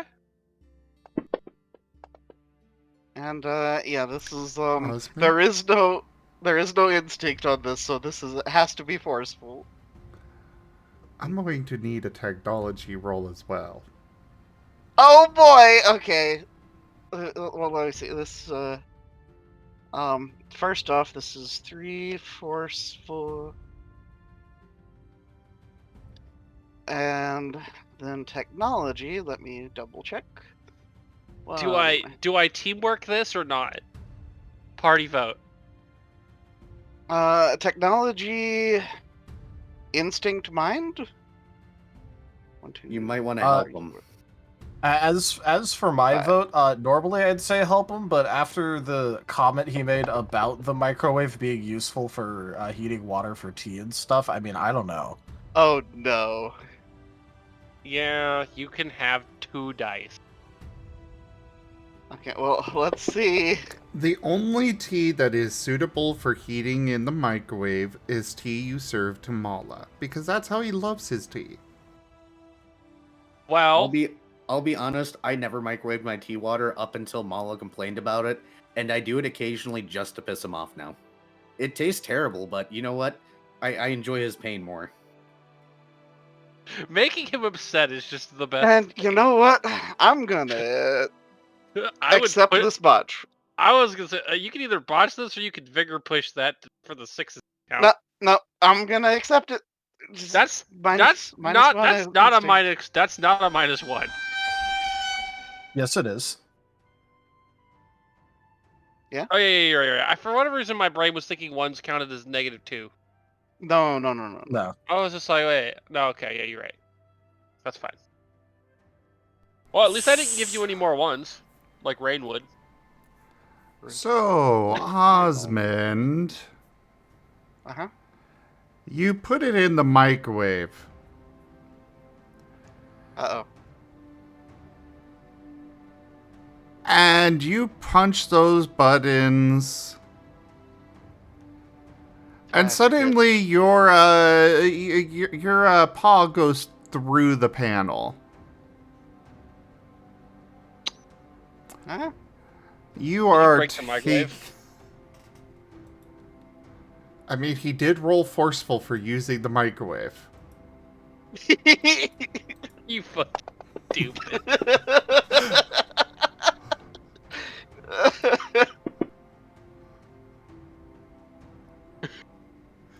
You are taking 6 points of damage, electric damage, as you are getting a very sharp zap And there is Okay, now smoke coming from the from the microwave. Well, I guess we don't have to worry about microwaving anything. So yeah, that okay, puts me at 6 HP, I do believe.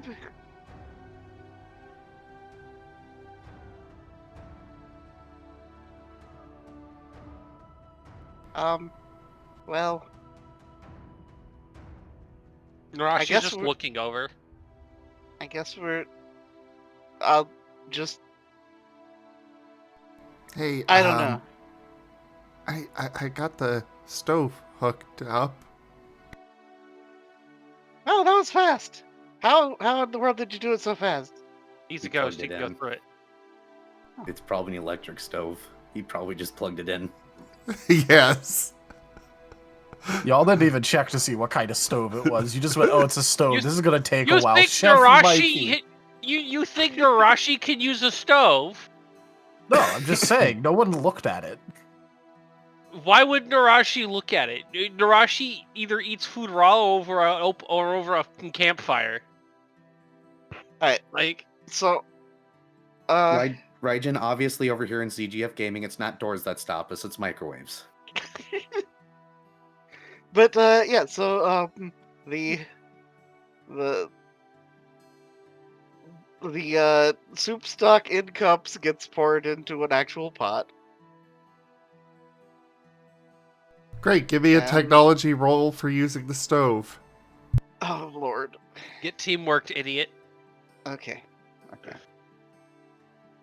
Do not use forceful this time. Doing instinct this time.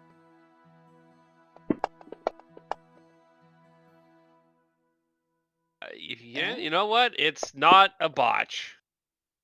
Never mind. It's bad. It's still It's a not a one. botch, but it's It's a 1. Okay. boost the one. Vari, take my boost die. Take. No, I got a boost with your. Yeah, so Are you gonna use Yeah, your let's one of your just- boosts? I'm just going to I'll- say one was all you needed. Okay. Okay. Never mind. I'll at least save you guys those resources. Look, I was willing to burn the resources to make sure Osmund did not break the stove. We kind of need that. Nerashi's also going to take this moment and go, Mr. Ghost, I hope that was as funny for you as it was for me. You can see the fur on Osmund's chest just rolling. You can interpret it easily as he is laughing his ghostly ass off in there. Yep. Rip microwave. Microwaving. Micro won't anymore. Yeah, micro won't. Chef Mikey has retired already, boys. Chef Boyardee never stood a chance against that Okay, Paul. so do I keep the initial cooking roll or do I re-roll it? I'll allow you to keep it if you want. Okay, then that's a 3. It's Cook like Nerashi. the food is very high quality, despite being well preserved. Like the veggies and such get hydrated very easily, and they taste so fresh. As Nice. for the actual soup itself, it's okay. It's definitely going to taste really good to you guys because you haven't eaten in so long. But, it will not be enough for a good meal. Oh. At this point, food is food. Not starving is sufficient for now. To note, the pot that you find in that area is a little bit bigger than you are, Osmund. Spectacular. He could use it for armor. No, Or- I'm gonna do the standing over it like witch with a cauldron. Just Do you standing do a little under. cackle? Yes, cackling as I stir with a big wooden spoon. Okay, Give but me are your you best standing on cackle. Nerashi's head? Oh, go ahead. Let me see. Do I need to do it for you? I don't know.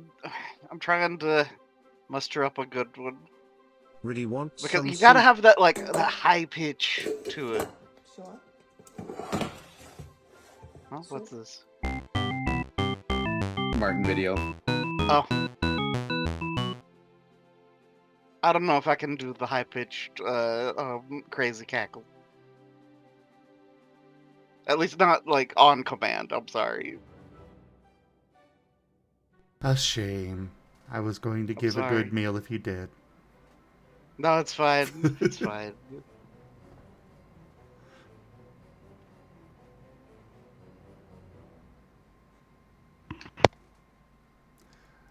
But either way, about a half hour later, the soup is ready. I mean, you could always ask Nerashi to cackle. No. That's hilarious. What did you do? Oh no. Yeah. Yep. Yep. Yup. Yeah, if that isn't already, go ahead and throw that in media sharing, probably. Yeah, I'll go. I'll ahead bring and it up on stream. All right, if we're doing stream, let's grab stream. Chef Mikey after Osmond. What?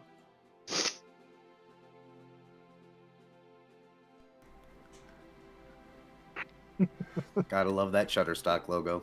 Yep. Oh Classic. no, this one's Dreamstein or whatever, or however. you Whatever pronounce it that. is, whatever. You know. Yeah, whatever site somebody put up an image on that for stock photography this time. Look. At least Osmond doing that didn't cause it to act like it had tannerite in it. Oh lord. I was legitimately sitting here just Googling images of microwaves actively on fire to find the perfect one for it. Osmond, Nerashi, give me perception checks. Woo! Oh, no. A roll. All right. I love that, oh god, when I asked that. Oh, so good. 4, 6. Fight me.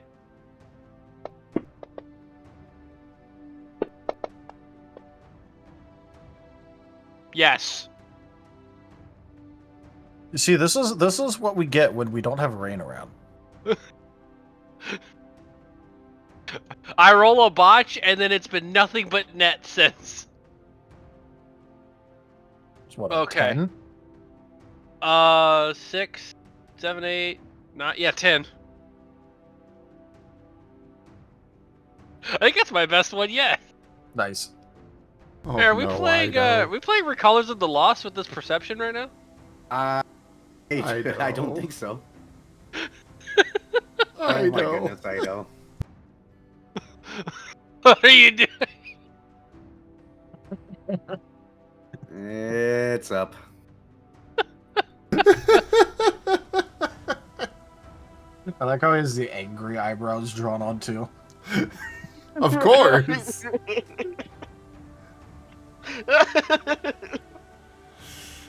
So, What are you doing? Nerashi, under Yeah. the delicious smelling soup, you smell smoke. Nerashi's immediately stopping and going, something's on fire. Can I smell what vague direction it might be in? With that roll, yes. It's coming from the microwave. You guys never unplugged it after you broke it. Oh, Nara- yeah. Nerashi is Whoops. quickly slithering to the microwave and is going to cut the cord. And then, is seeing if it's actually on fire. It was getting there. It was definitely smoldering. Somebody throw water on it. Yeet that bitch into the ocean. Or that, or yeet it into the ocean. Leave it for the Sharpedos. You do realize that electrical fire is something you do not want to throw water on, right? How would Nerashi know that? She lives in the You know what? Fair fucking enough. woods. Throw water on it. She can't, so yeah. But no, her first move is to cut the cord. Because it's fucking worked for everything else. Every other electronic she's had to fight. Well, you are going to take...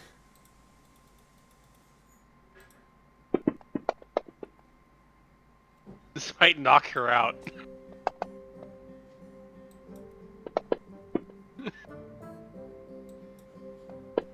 Do the himbo move? Apparently suffer the himbo damage. Yeah, you have too many brain cells for this, Nerashi. Well, You have far too many brain cells for this. it was nice knowing you guys. 9 damage. Ha! Fuck you, I'm still up. Wow. Takes himbo damage, doesn't care.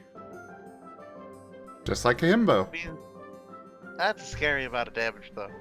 Also, the wire that you cut is now sparking on the wooden cabinet of the ship. Yeah, no, that's fine.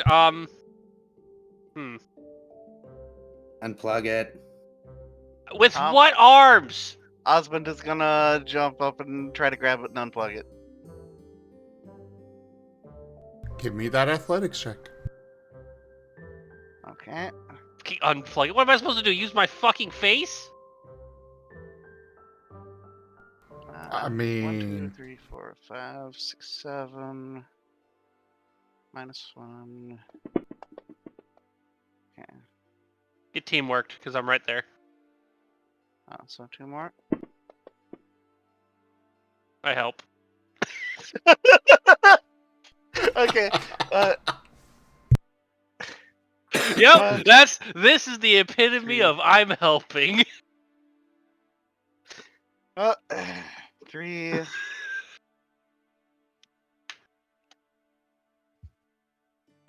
You are able to jump up and unplug the wire. There's only a couple of scorch marks. Phew. Okay. It's like Hey, eating you know what? electricity. But nice. It's. But you know what? At least I'm not Rain, because that would have been 2 1s. Rude. Look, Rain's not here, and I'm gonna throw shade at him because he's not here. Aw. He should have been here for this. Yeah, you should Yeah, have told but his dad obligation. that his master told him that he wasn't allowed to go. Like, There what's so totally wrong wouldn't with have that? there wouldn't have been any questions. No, his dad would have been like, "Oh, all right, see you tomorrow."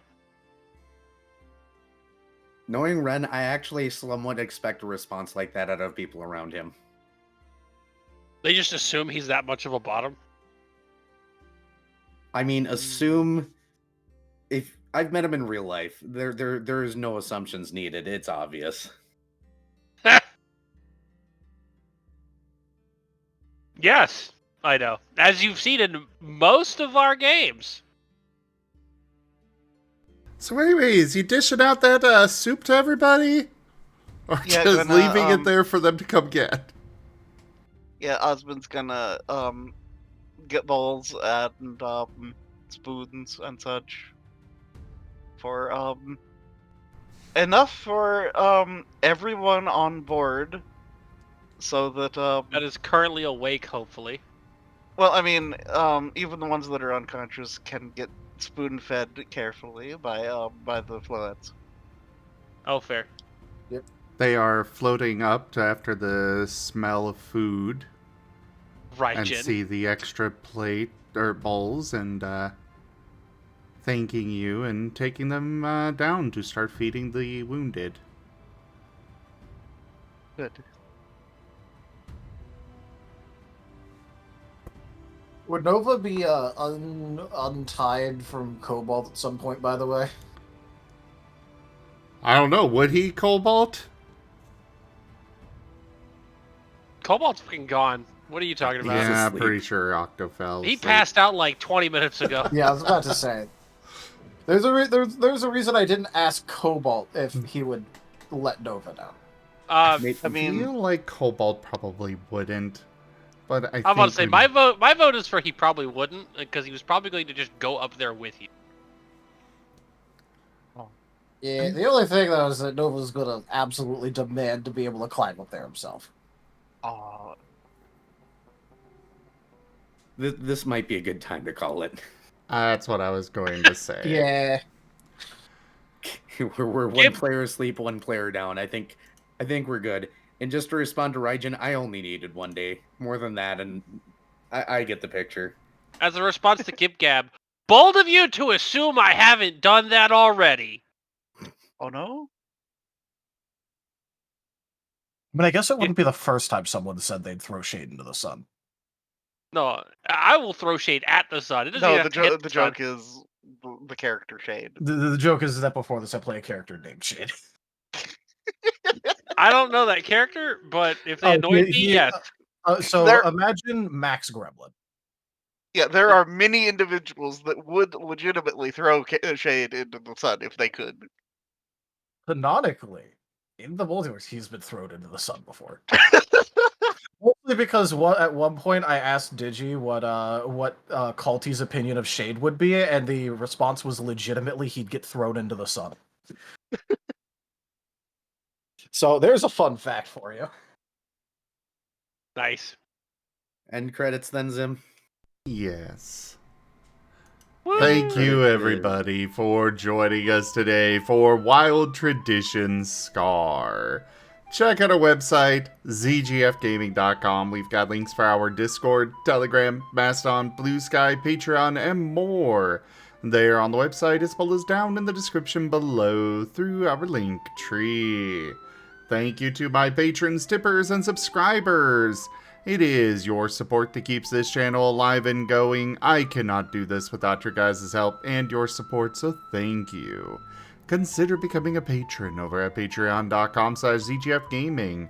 It's one of the best ways to support the channel, though you can also do so by sharing the stream around, as well as coming by, hanging out, picking up packs of cards to stream loots, using our Humble Bundle partner link, or by commissioning one of the artists that I manage for. Their details are at zgf.art. But for now, thank you so much for joining, and I bid you all the most fondest adieu. Bye-bye. Bye. Bye.